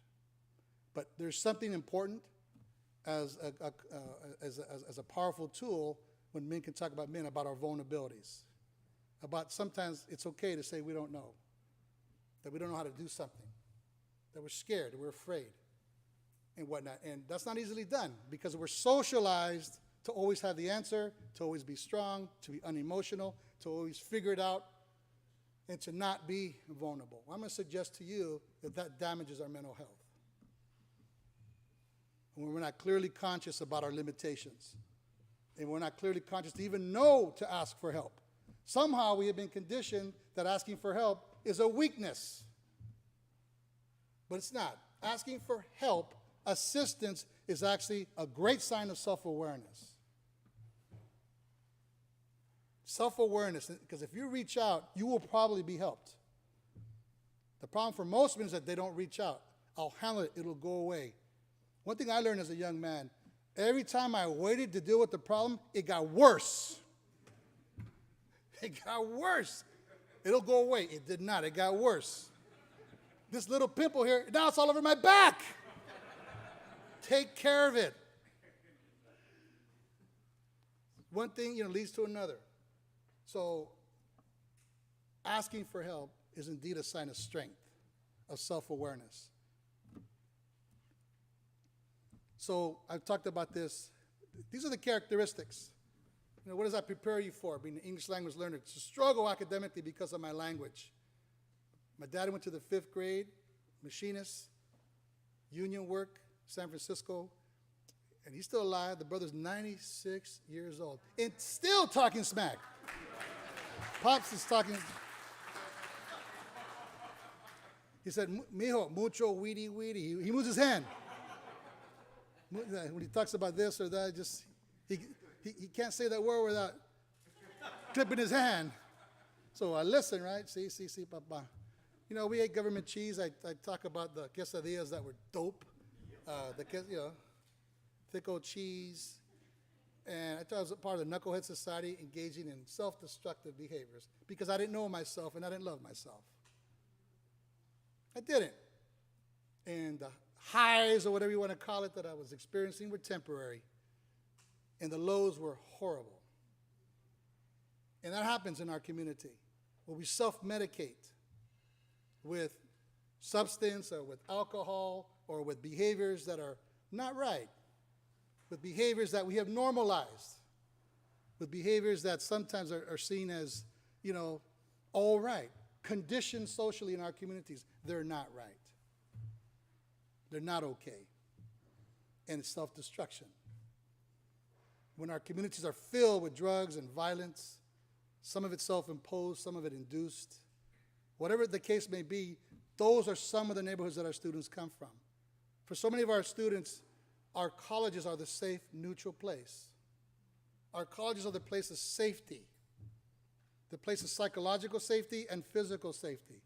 For some of our colleges, it's where they come to eat. For some of our colleges, it's the people, hanging out with folks who have a similar goal or ambition. Others who want to graduate.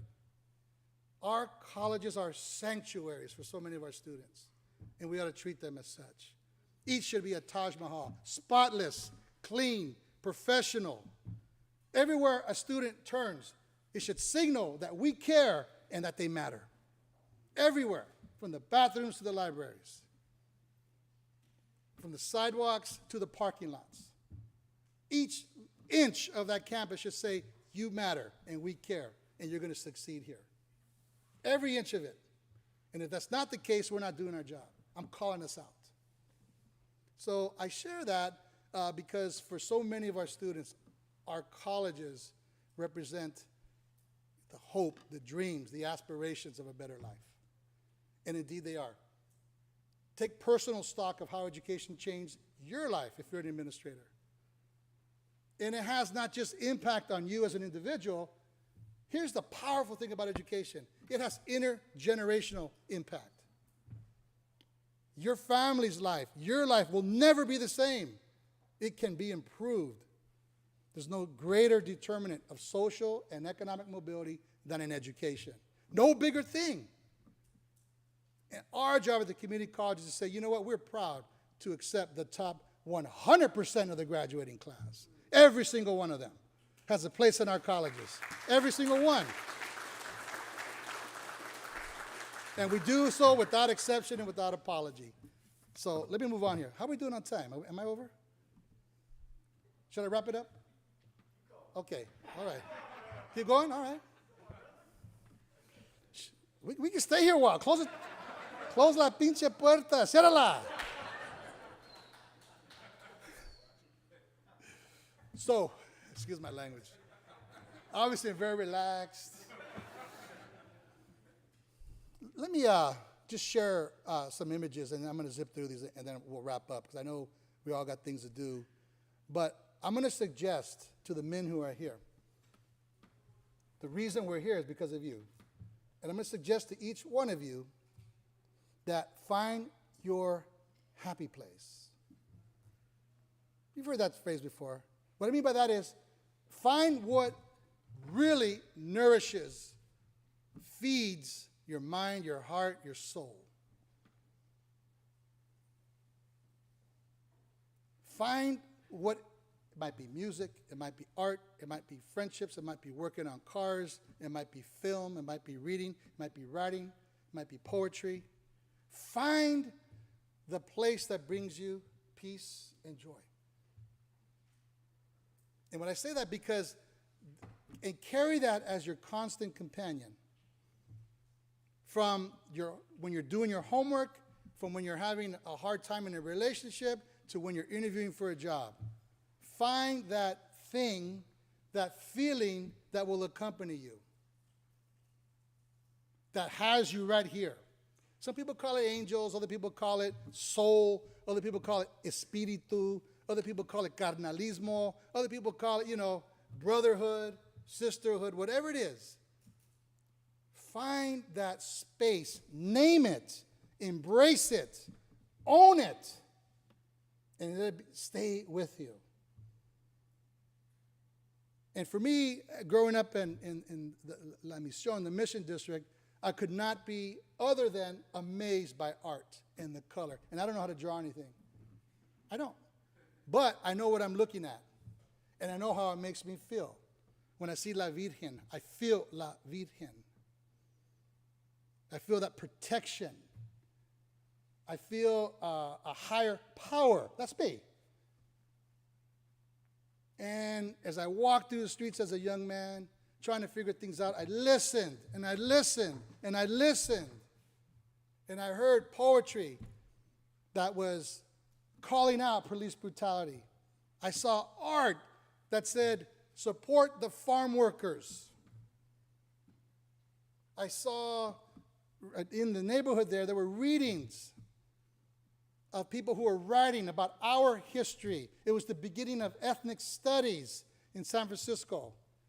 They said, why are you erasing us from the history of the United States when brown, black, and yellow people have contributed to it?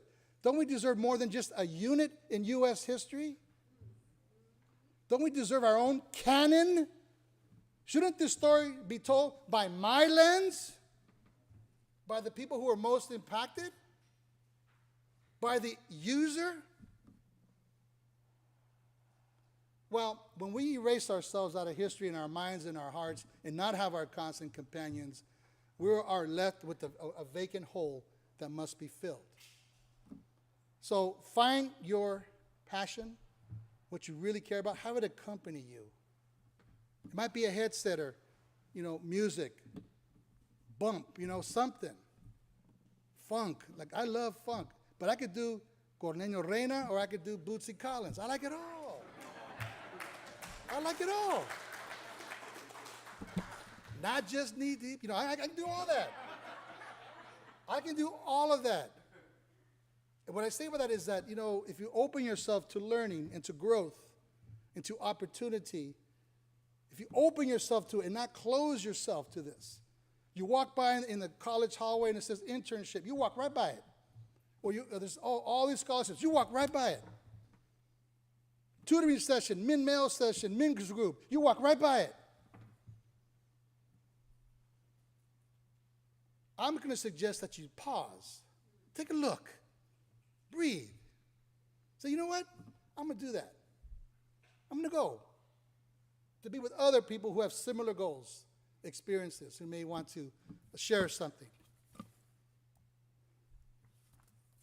This is my freshman year in college. Oh, I was going to get down, but I'm not going to do that. this is 40 years ago, 41 years ago. I share that with men. It's not a picture I share a whole lot. I like it. As a first-generation student, the environment at the University of California that had just 2-3 years before had settled the Bakke case around affirmative action, it said that people like me don't deserve college admissions, and that there should not be any factor on race to allow people into the School of Medicine, even though medically indigent populations are mostly brown and black and poor, and they're red. That's where I went to school. So this person, I determined, was an act of defiance. My resistance was my persistence. I say that because if you got a little something, something with you, keep it. You got a little, you got a little mofo in you, do it, keep it. Because it's going to get you over the hump. You got to have a little something. You got, or maybe academic terms, coraje. A little something that keeps you kind of grounded and real and focused and determined to do your work, to not get you off path. Something that would say, you know what, I could do this. Keep it. Let it nurture your soul. If you want to stay a little uneasy, a little kind of gritty, do it. I say that's good, as long as you maintain the other things in your affairs. So I share that from the standpoint that you don't have to give up who you are to do and become what you are. Because don't erase your own history. Bring your whole self to the conversation, not just the parts that make people feel comfortable. That's pretty deep. I just made that up. Pretty deep. All right. Well, let's finish up here, or else I could go on a long time. Remember, when I was teaching graduate students, I had Friday night class, 5:30 to 9:30, and all day Saturday, the following day. And I wasn't done at 5:01. Students would stay the whole time. And because what came out of those opportunities was a lot of love, a lot of respect. And now as one of the senior chancellors, senior CEOs of the state of California for the 2-year system, it's a responsibility that folks like me have to do things like this. That's why I circled it. This for me is important. This gives me my soul vaccination. Each one of you, and your dreams, and your hopes, and your aspirations. I'm not daunted by it. I embrace it. Each one of your dreams. So that's college. I call this the days of hair. Okay, I'll move on.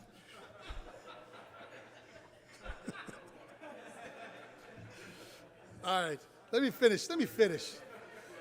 Come on, Luis. Let me finish, man. All right, let me finish here.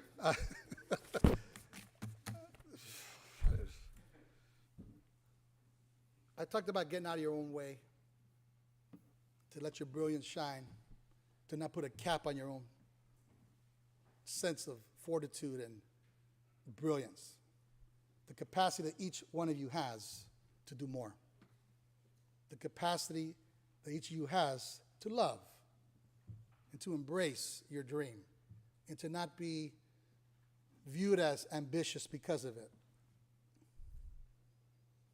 So many of us culturally say, oh, we need to remain humble, need to have humility. I agree with that, but I also agree that you need not to put a governor or a limit on your own acceleration to reach your dream. Must not. If you're in the fast lane, go 65 miles an hour, maybe 75. Don't go 35. It's dangerous. If you're in the fast lane, and if you need to go in the slow lane, don't go 85 miles an hour. It's kind of a funky image, but it's the right one. You are the architect of your future. Don't give up that agency for anyone. So as I conclude here, let me just say this. We all know that education is a ticket to a better life. Those of us in this room, the people around the students, have dedicated our professional lives to your growth and development. And if we're not doing everything we can to help you, call us out.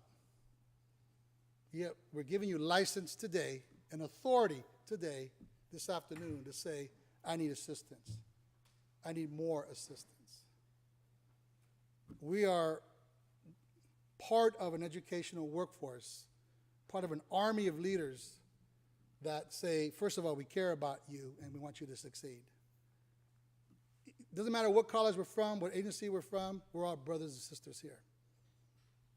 Every single one of us, no matter what neighborhood we're from, we're all brothers and sisters.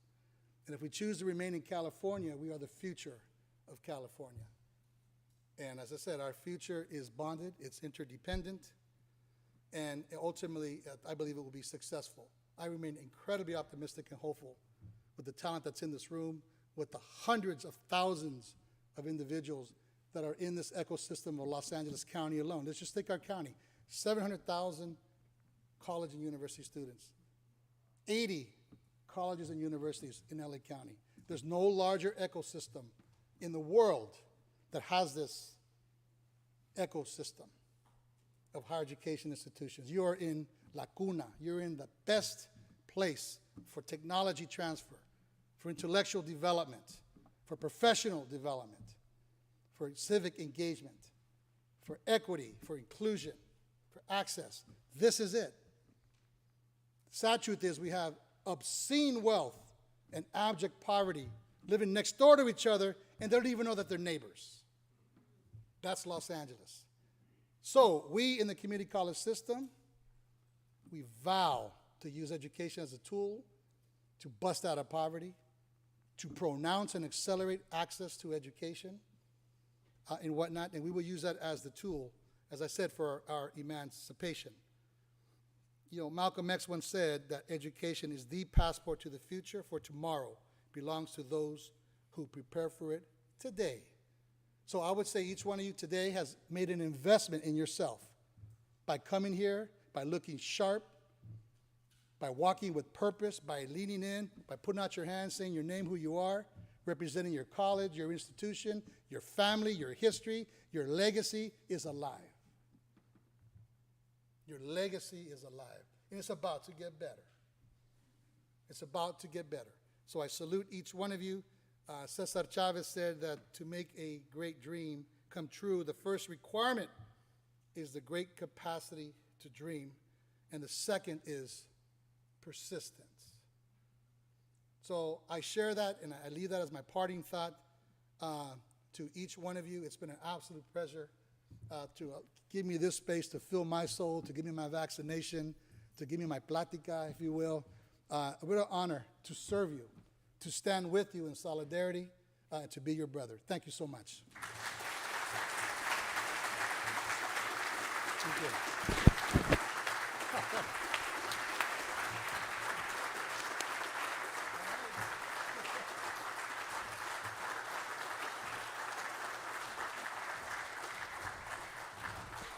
Chancellor, before you step off, we got you a little gift of appreciation. It has a shirt in there that's multi-purpose. You could wear it with one button up, the sleeves out.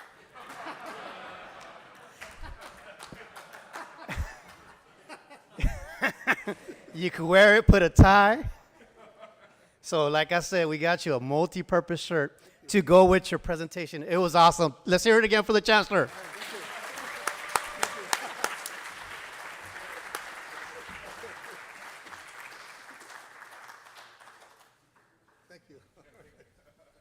Thank you. Okay, Ivan, are you going to close it out? So, yes, really enjoyed all the energy today. I'm going to call Ivan up here because he's got a little bit of housekeeping to do. And come on up, Ivan, it's all yours now. I think they've seen me enough today. All right, how about another round of applause for Chancellor Rodriguez?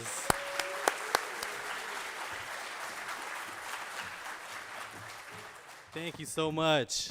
I've had an opportunity and a privilege to hear you speak multiple times, and I love one of the things that you say, which is very true. It's puro vitamina, and it's really what it is, listening to you. And so thank you very much for blessing us with your presence today. I have the honor and the privilege of closing us out today. And in doing so, I want to recognize a lot of the people and the individuals who made today possible. We couldn't have done it with an extraordinary team, and I want to make sure we acknowledge those individuals. And so I'm going to begin by acknowledging the Men of Color Action Network Planning Committee first. If you can hold your applause until after I name everybody, and then when I name you, if I can have you stand up, please. Oh, absolutely. There we go.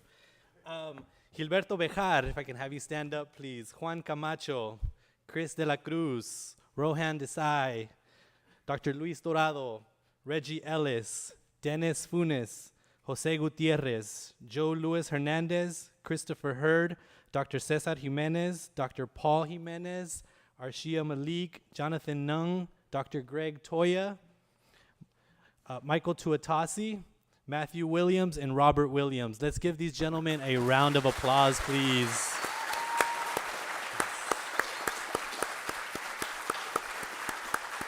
And if we can have you gather in the front, we'll take a picture. So all the gentlemen you see up here, the work that they do is on top of their primary role, and they really go above and beyond, and were instrumental in putting this day together. So again, I want to thank them all.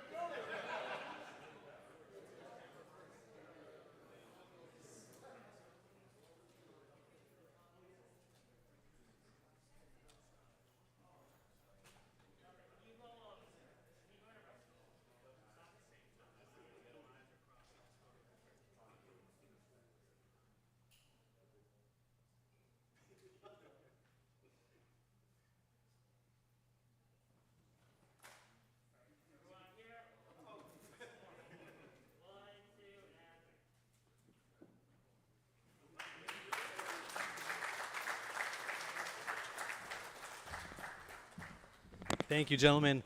I also want to thank my team here at Los Angeles Harbor College. I really could not have done this we could not have done this without them. And so, once again, once you hear your name, if you can please stand. Vice President Alba Lopez, Vice President Dr. Henan Juf, Don Reed, Peter Bostic, Sylvia Files, Brittany Gray, Roxana Hernandez, Dr. Alberto Pimentel, Mauricio Cedillos, Lilian Simpliciano, Javier González, Luis Munguia, Marquise Williams, Fernando Ajanel, Antonio Vega, Asa Afuafi. If you can please stand so we can recognize you.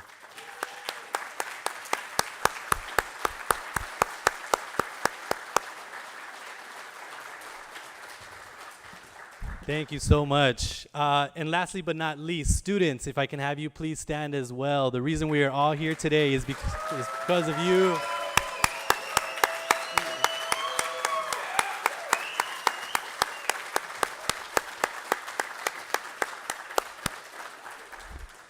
And so we want to recognize you, and we hope that what you heard, the connections that you made today, you hold them near and dear to your heart.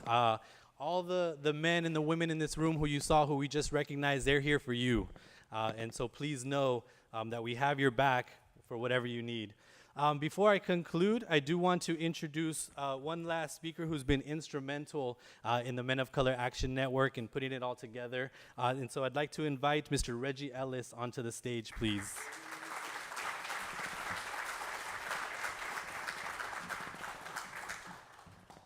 Wow, that's all I can say is wow. And I'm up here to honor a couple of people, but what I want to do is honor you guys and your women first and let you know that we're so happy. This thing started 5 years ago up in Santa Rosa with a group of us after we were at a college administrators function. And we were doing a presentation on insecurities for the home, food insecurities. And after that presentation, we kind of had happy hour. We bought tea and 7-Up. And we decided, said, what can we do next? What can we do for you men and women of color? And I want to bring the gentleman that was at the conference, and Mike Tuitasi, come on up right here in front so we can see you. Greg Tafoya, Dr. Jimenez, Robert Williams. We got together and said, look, what can we do? So 5 years ago, we're here now, this is what we did, okay? And we did it for you. And we're gonna continue. Dr. Dorado, Yvonne, I don't know how we can top this. You know, we hosted the first one at Santa Monica College. I bought food for the group, it was $2,000. And now, today, we're a 501(c), okay? We're giving each one of you students $100, okay? All right? So, and there's other organizations out there where you got to pay to go to their stuff. We're paying you to come to us. And to, so these guys have done a great job. So I just wanted to acknowledge these gentlemen because 5 years ago we said, what can we do? And this is what we've done, and we're going to keep doing it. Okay, thank you. Next up, like I said, 5 years ago we started. We hosted the first one. El Camino was the second one. Compton College did the third one. It was a virtual conference, and so we didn't get the in-person connection that we have. But I want to bring Dr. Cesar Jimenez up here and recognize him.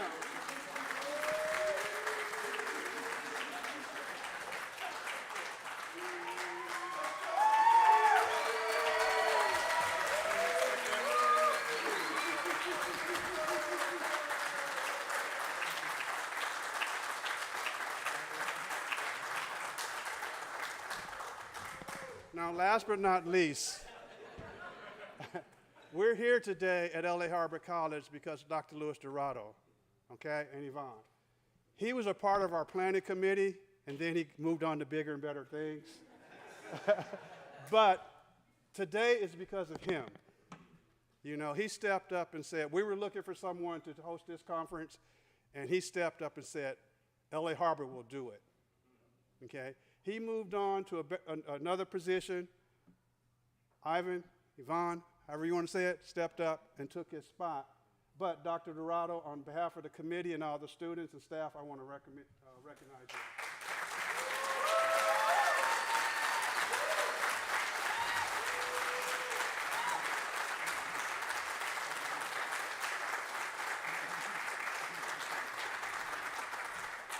Right. We don't know where year 5 is going to be, but it's going to be somewhere. And it's going to be better than this, I guarantee you. So thank you guys, and you guys have a safe trip home, and look forward to seeing everybody next year.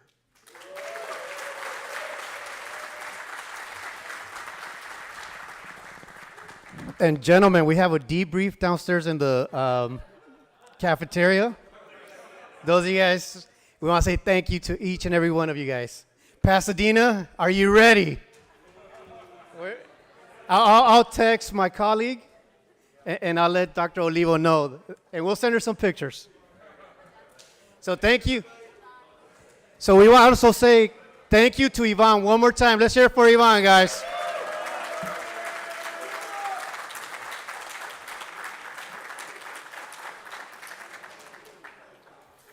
Thank you. Drive safe.